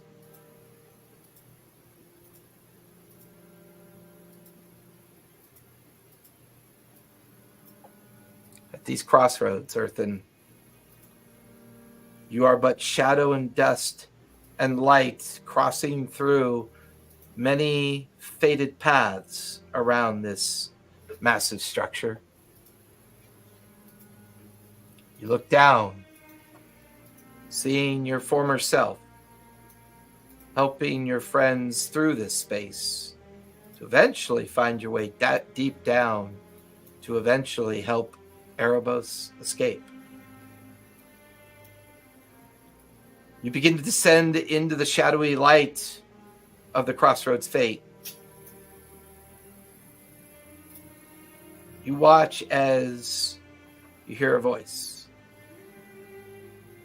Hello? Someone there? And it's you. But before Gnomeworks is freed, before the Fire Titan is destroyed and Erebos freed, it's that single point when you're in between so many times of fated choices, your familiar silhouette calling out, looking into the shadows at you. Hey, Puck, I can see something, but I don't know what it is. You hear Xana's voice. Don't do it. Then you hear Spot's voice. Oh, we're doing it. Oh, you really know us.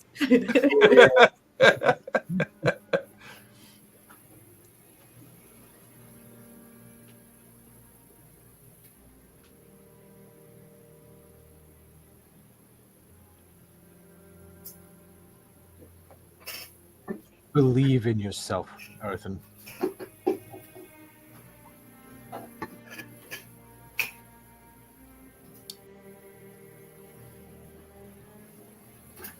Believe in yourself.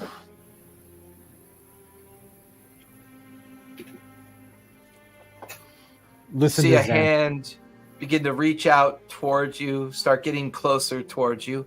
What? Believe? Who are you? Listen to Xan.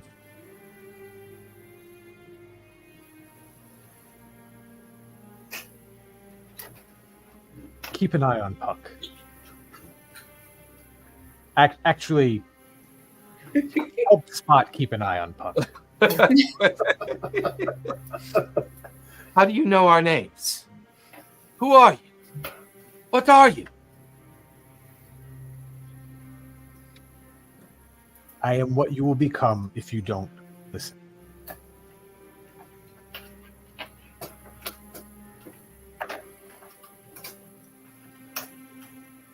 You love your family. Wait! Go. What do you mean? Believe in yourself. Watch as the swirling energy of the Crossroads Fate gathers all of you up, so you find yourselves floating in the astral sea. Gliding alongside you, Erebos. For the first time, a glint of white where his mouth is as he's smiling a knowing smile towards Earthen. Erebos drifts over towards Earthen and very gently pulls the Scion stone out of Earthen's hand. Pulls the stone apart and sets the energy adrift.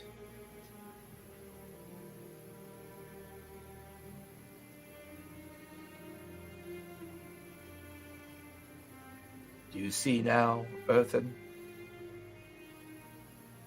Do you understand?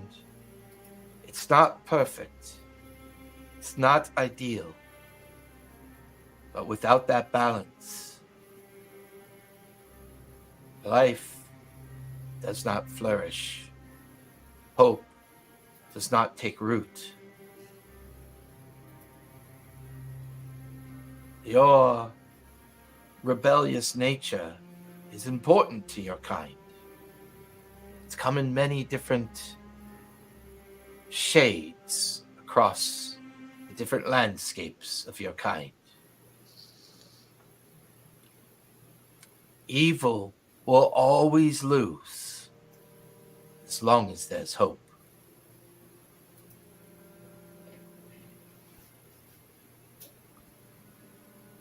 Now, prepare yourselves. Send you back. The lesson learned. The gods saved. Through your sacrifice. The four of you have your greatest fight ahead of you.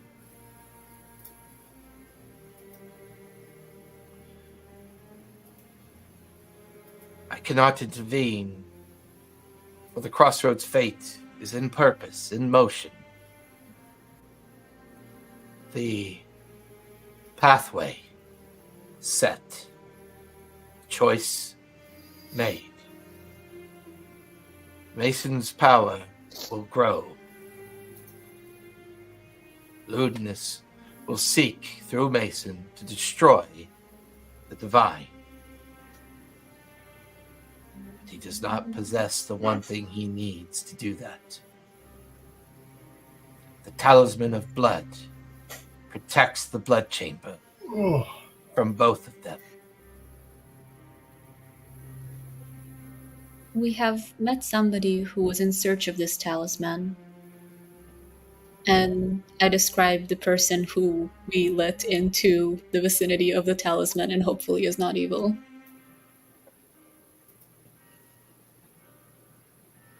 I do not know this person. Do you think she would be able to reach it from where we last saw her? I think she is an anomaly. My vision does not see her purpose or her intent. Without the talisman, the blood chamber is quite useless to anybody.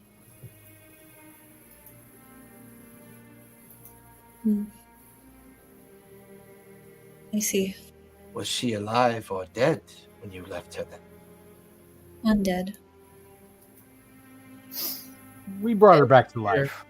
She was dead after Spot was done with her, right? Very But much she so. woke up as soon as we left. Erebos fades into the blackness of his cowl, of his black-gray robes.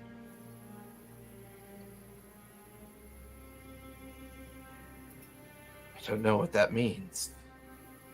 My vision does not see it. My fate does not see it. She claimed the name of the person who sent us here.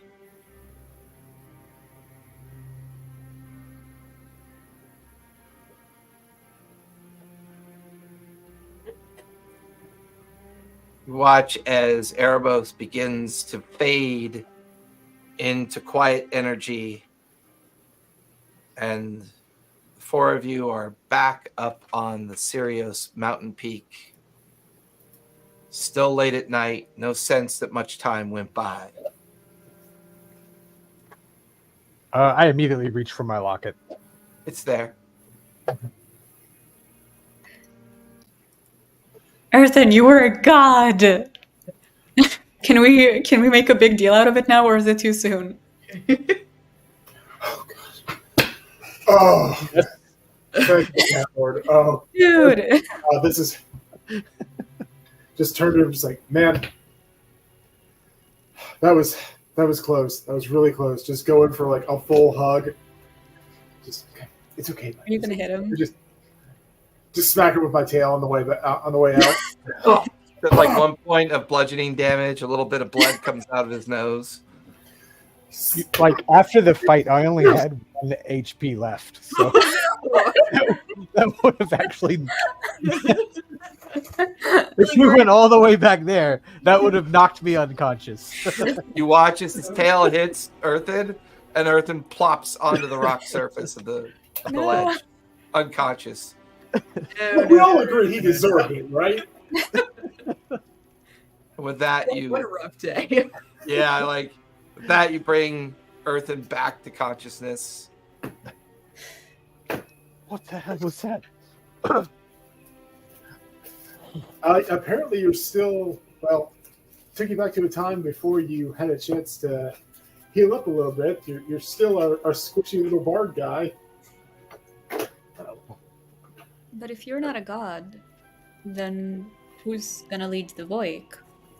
Isn't there still that missing spot? Not you, Spot.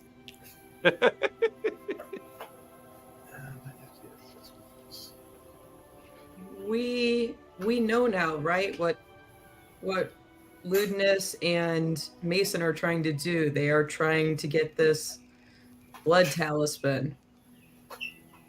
So we need to get it and destroy it, right? We need to make sure no one gets in this vault. Do we want to... I don't know how else the vault can be accessed. Spot broke the keystone, right? Yeah. I haven't broken the keystone yet. We have it in our... He removed it to prevent entry. Removed it. Well, he did this punch thing on it, right? Your magic punch thing. I haven't done it. I was planning on doing that. I thought that was the one that... I stole the one from above the doorway. Above the archway, above the doorway. Yep.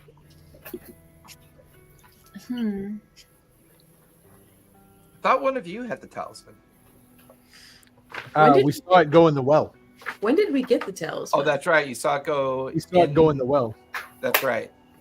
I had the vision of the talisman in the blood well. When what's his face vampire guy, not Mason. No. No, it was, Strahd. Strahd, yeah. Yes. When Strahd took the talisman and dropped it in the well. So do we need to go to the well?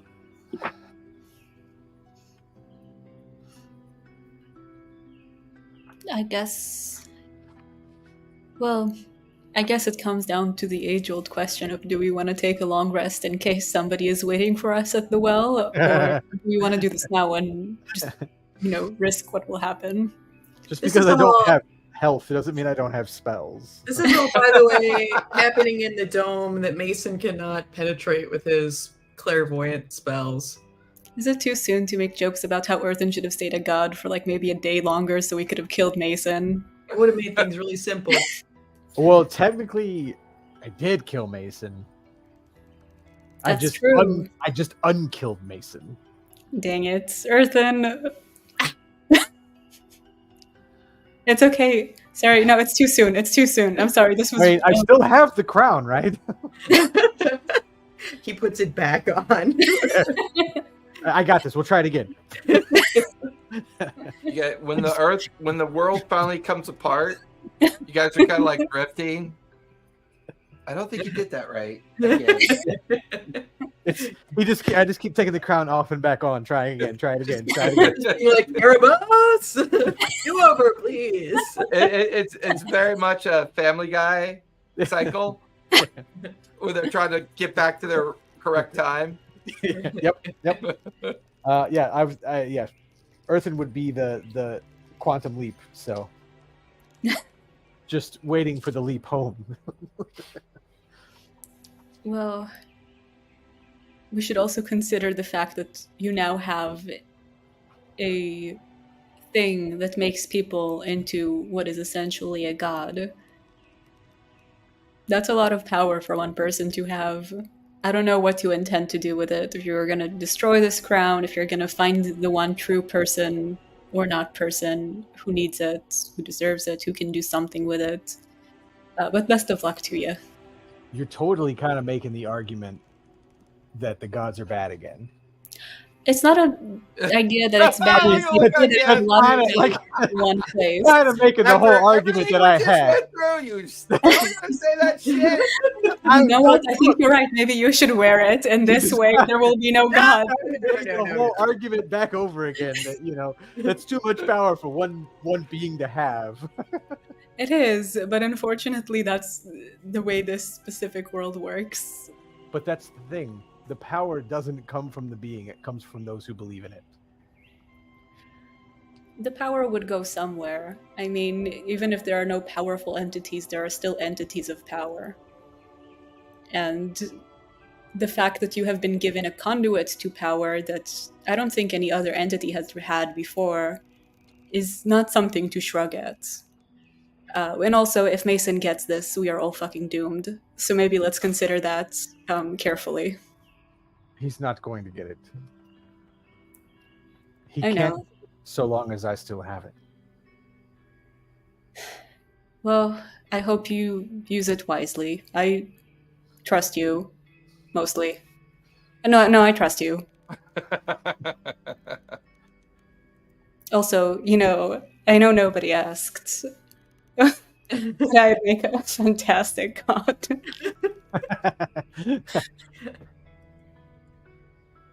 My tiger would too. Never mind. Okay, enough jokes. This is really serious and really bad. I'm sorry. I joke when I'm nervous.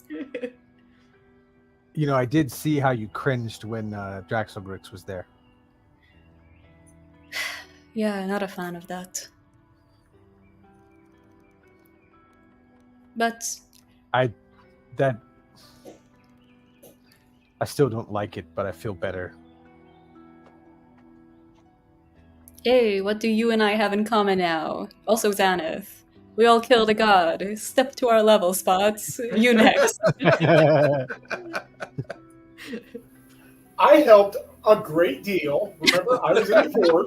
Technically, Spot just killed a former god, or knocked him out at least. Yeah, that's true. We can change your name from the fucks to God Killers. Yeah. We'll go. Well, I mean, the branding on that for me is not great, but The god killers, but not that kind. yeah. G-A-W-D. Not G-O-D. Right. Oh my god.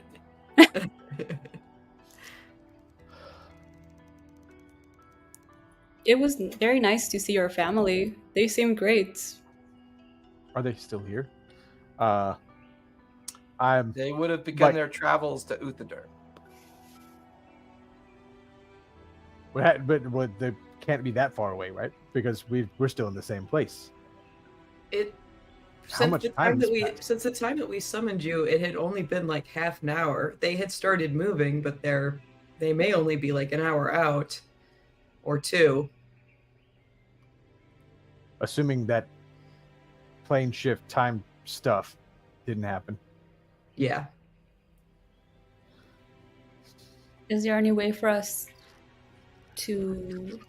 Earthen, can you summon them? I'll- as well? Can you polymorph into a dragon?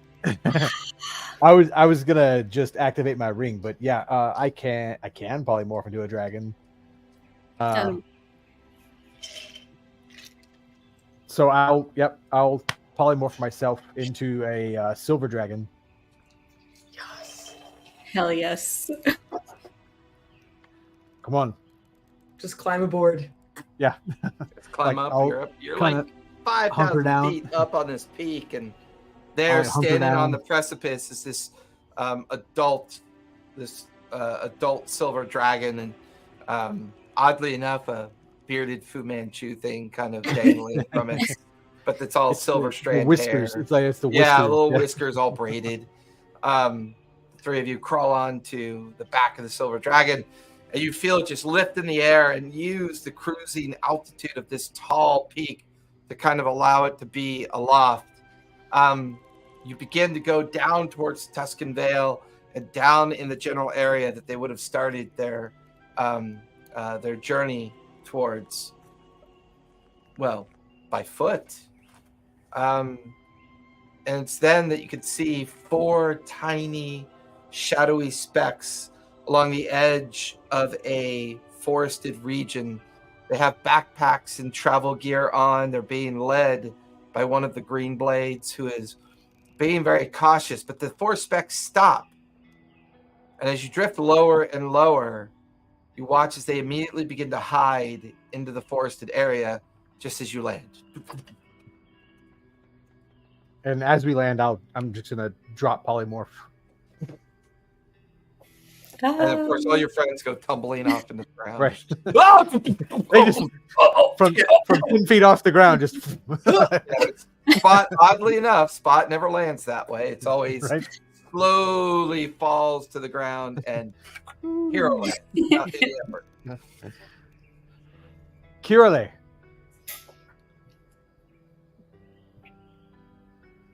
Watch as one of the green blade that was leading them beginning of the journey to go towards Uthodurn comes out. Buck, Zenith, Spot, Earthen, and then you watch as 3 familiar figures come out of the undergrowth of the forest. A woman with 2 children, all in travel gear, tightly bound up in cloaks. She drops the hood. Everything? I rush towards them, and Yeah, the kids don't even wait. They run in front of mom. They get to you first, and you kind of like bend down and scoop them up. I'm gonna and catch them. Yeah, Oh, like she stops a few feet from you, kind of reaches down and pulls you up to her height. Don't ever do that again. And she just pulls you in for a very long, heartfelt embrace. You have no idea. I thought you were gone forever. What do you mean? You've only been gone for half hour, 45 minutes tops. I did punch him. I need you to know that. Again, just double thumbs up behind his back. Thank you very much. It obviously worked because he's back. For good. It's a story for another day. But I'm Dad? so Dad. yes. Dad. Did you bring anything? Earthen. I'm gonna reach back into the pack, and I'll pull out the blue dragon scale Their from the eyes one we killed. bloodied. Yeah. What's that, Dad? What is that? This is a blue dragon scale, but this dragon was no dragon you could ever find around Exandria. The girls This dragon, up to take it from your hand. this dragon came from another plane, but he met us on an island and we killed him. That's really For what neat. it's worth, Dad, you I got offered anything him the else? chance to leave. Got anything and else? I pull out the bracers of deflection. I've just been holding them. We haven't used them. I'm going to give these to your mother for when you're older. Oh, okay. Got anything else? Did you get them chocolates? This stone represents know, the faith of all humanity. Right? Here, go play marbles with it. I've got this crown.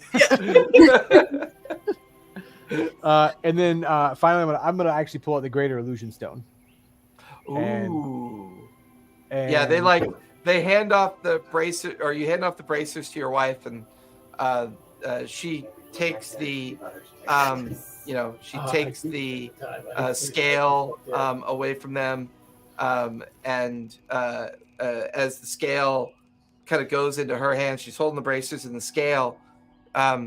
You show them the illusionary stone, and it's very easy to operate. You just think of something that you want it to do, and it does it in a very illusionary way. Yep. And I said,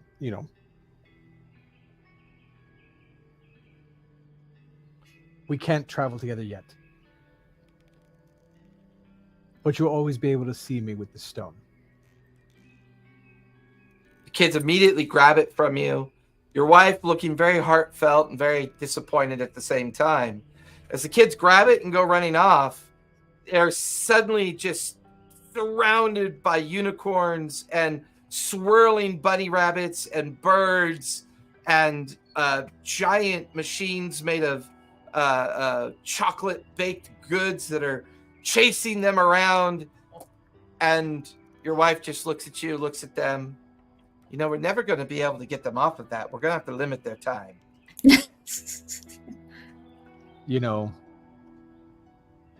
It was just taking up space. Man, I drop an iPhone pun and just one snicker. Well, I had it.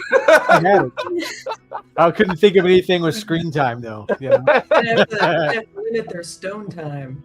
Right? There, okay. All right. A little bit of drug use and phone use at the same time. I love it. Right? D6 inspiration for correcting the DM. Yeah, that was good. Augmenting my reality. There we go. I did it. What do you mean you can't stay? Been gone a long time, Earthen. Even longer than you know. I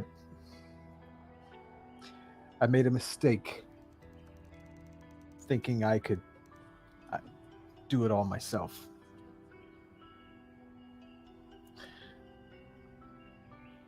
But now, well, I think you've met my friends here. Yes, they were the first. Yes. They lingered after you disappeared to make sure that we were taken care of. For what it's worth, I wasn't trying to disappear. That was I understand. You say that a lot, side effect. And I wasn't trying to do this. I wasn't trying to do that. But you seem inevitably you're going to do it. Are your battles over yet? No. Mason and Ludinus are still out there. Can't someone else deal with them? Your friends are strong. Why can't they go deal with it? You need to be with your family. I know. I will be. But I have to see this through.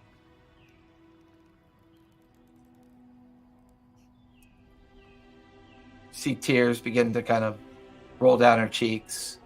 Kids are lost in their illusionary plaything that you've given them. It's not...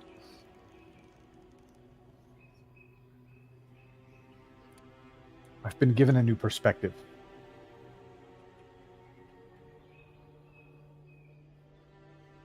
And I've seen how misguided, though well-intentioned, I had been.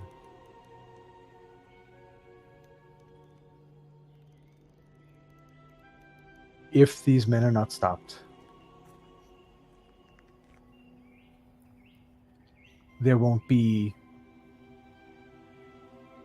anything. There won't be us. There won't be our children. There won't be anything. I thought it was just divinity. And if we could just sever the ties to divinity, that we would be free from this yoke of burden of life. And yet, the burden became mine. And it was too much to bear.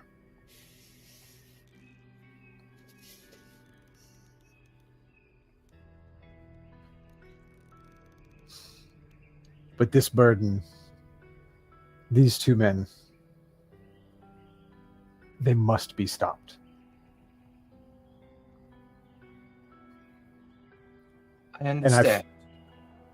I fear do. we're the only ones that can do it. They're so dangerous. What makes you think that just the four of you can do it? What if you need friends, Earthen? You need allies. If it's just the four of you against these two very dangerous people, what guarantees can you make? I put my hand on her cheek.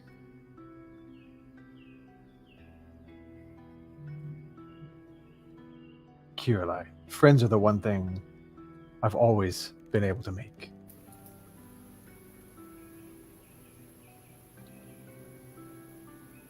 And I step back. I turn towards the three of you.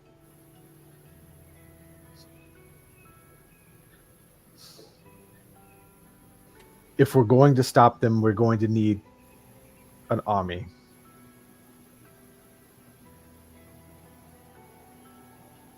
It won't be the four of us alone.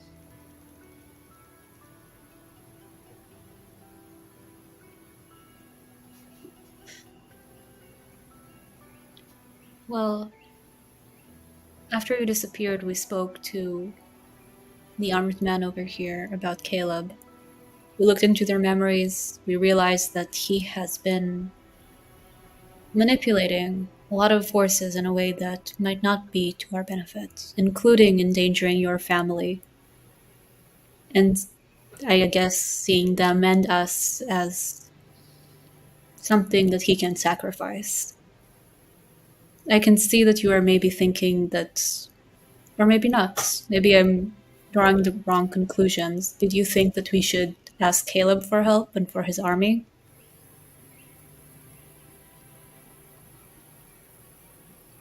The Voik? I finger the I'm fingering the crown right now, just like rolling the different totem heads through my fingers.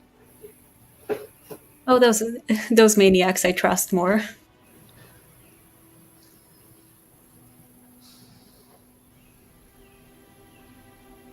What did you see about Caleb? I wasn't present for any of that. Oh, I tell him. I was vanished for all that whole series. Yeah, no, he's a bastard. No, it's unclear exactly where he is, let's say, on the board.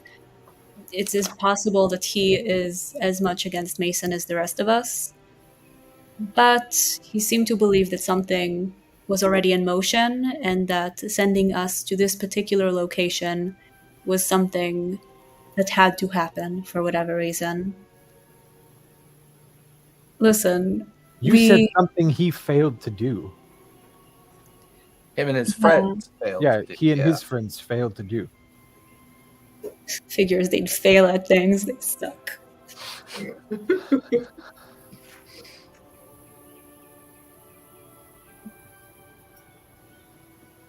Well, They were responsible for detaining Ludinus.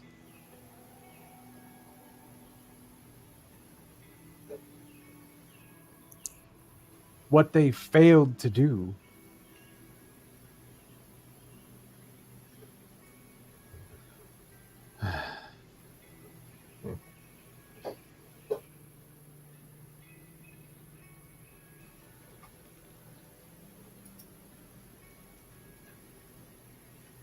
that must mean he knows Ludinus still has plans in motion. A failsafe. When we spoke to Ludinus, Remember, he talked about when his body would end, when he perished, he would be delivered into his freedom. So, about that, I haven't met this guy, so I don't really know the whole story behind this Ludus character. But I feel like I might be able to point out, like, I can punch things magically, and I can set him on holy fire now. So I figured it out. I figured I would get that out there. I think that's going to come in handy. Cool. But when I brought up when I spoke to Ludinus, I brought up the idea that he might have a phylactery somewhere. Can't you use your little tricky thing there to see if you can find it? He seemed intrigued. He seemed intrigued that I might suss out that perhaps he was a lich. Because if I recall, without destroying a phylactery, you can't kill the lich.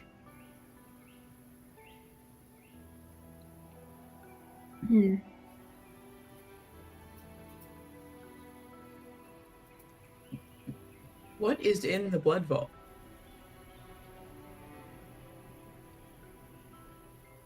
I don't know. But we do know where the key is.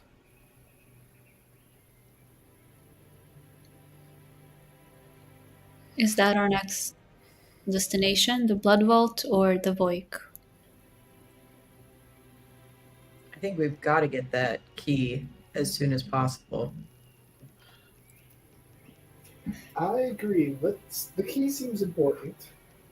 Spot, you have the stone still, right? Yeah, of course. Yeah, it's in my bag of holding. Can you retrieve the stone? Yeah, just kind of reach into my bag. Actually, we'll need a rest first, but if Yeah. you retrieve the stone, If we have a good description of it, or if we can get a good description for it, I can do locate object when we get there. Maybe that'll make things a little bit faster for us. yeah, we'll need to find the well, because we know how to get to the place where the well is, but not to the well itself. And then we got to figure out how to get the amulet out of the well. Oh. But if Spot can pull the keystone, we can use that to get back to where that location is. Okay, let's make sure we have all of the necessary spells stacked in advance. I think it would be smart of us to have a clear plan and just really get that thing as soon as possible without any really bad shenanigans. As the four of you are grouped, excited to have Earthen back, and the family's safe. Excuse me. The family's safe, and the sense of accomplishment, the sense of purpose, this kind of remade pact amongst friends that better understand how important what they're doing is. Seeing failure firsthand is very visceral, but learning from it is even more visceral. Watching Earthen become who he needs to be to overcome his fear of faith. Puck's reaffirmation of humanity's ability to have always been able to make that choice. Zenith's affirmation of her belief in Helm and Helm being there for her when it's needed. And the very kind of calm, retrospective sense of absolute purpose in Spot's anxious awaiting of finally dealing with Mason and whatever this blood vault offers as a solution to what Ludinus has been secretly planning for so long. In fact, based on the story that Earthen told, this plan began long before his first failures. This plan began long before Vecna's attempt to ascend. This is a person who plans the long game, but cracks in that facade are beginning to show. And lost in this conversation and sensing the anticipation of the next choices, you hear large bird-like shrieks above you. As you look up, you hear the green blade. Ah, all right, it's here. Good. And you watch as 6 griffins land.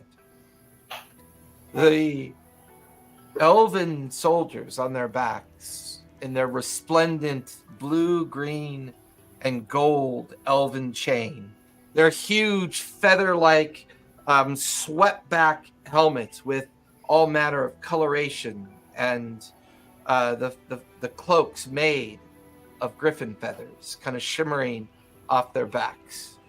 One of the riders shifts off to land onto the ground.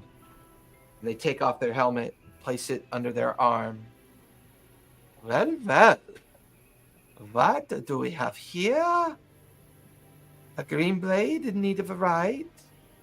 A family in need of guidance? Very interesting. Breck, you meet interesting friends.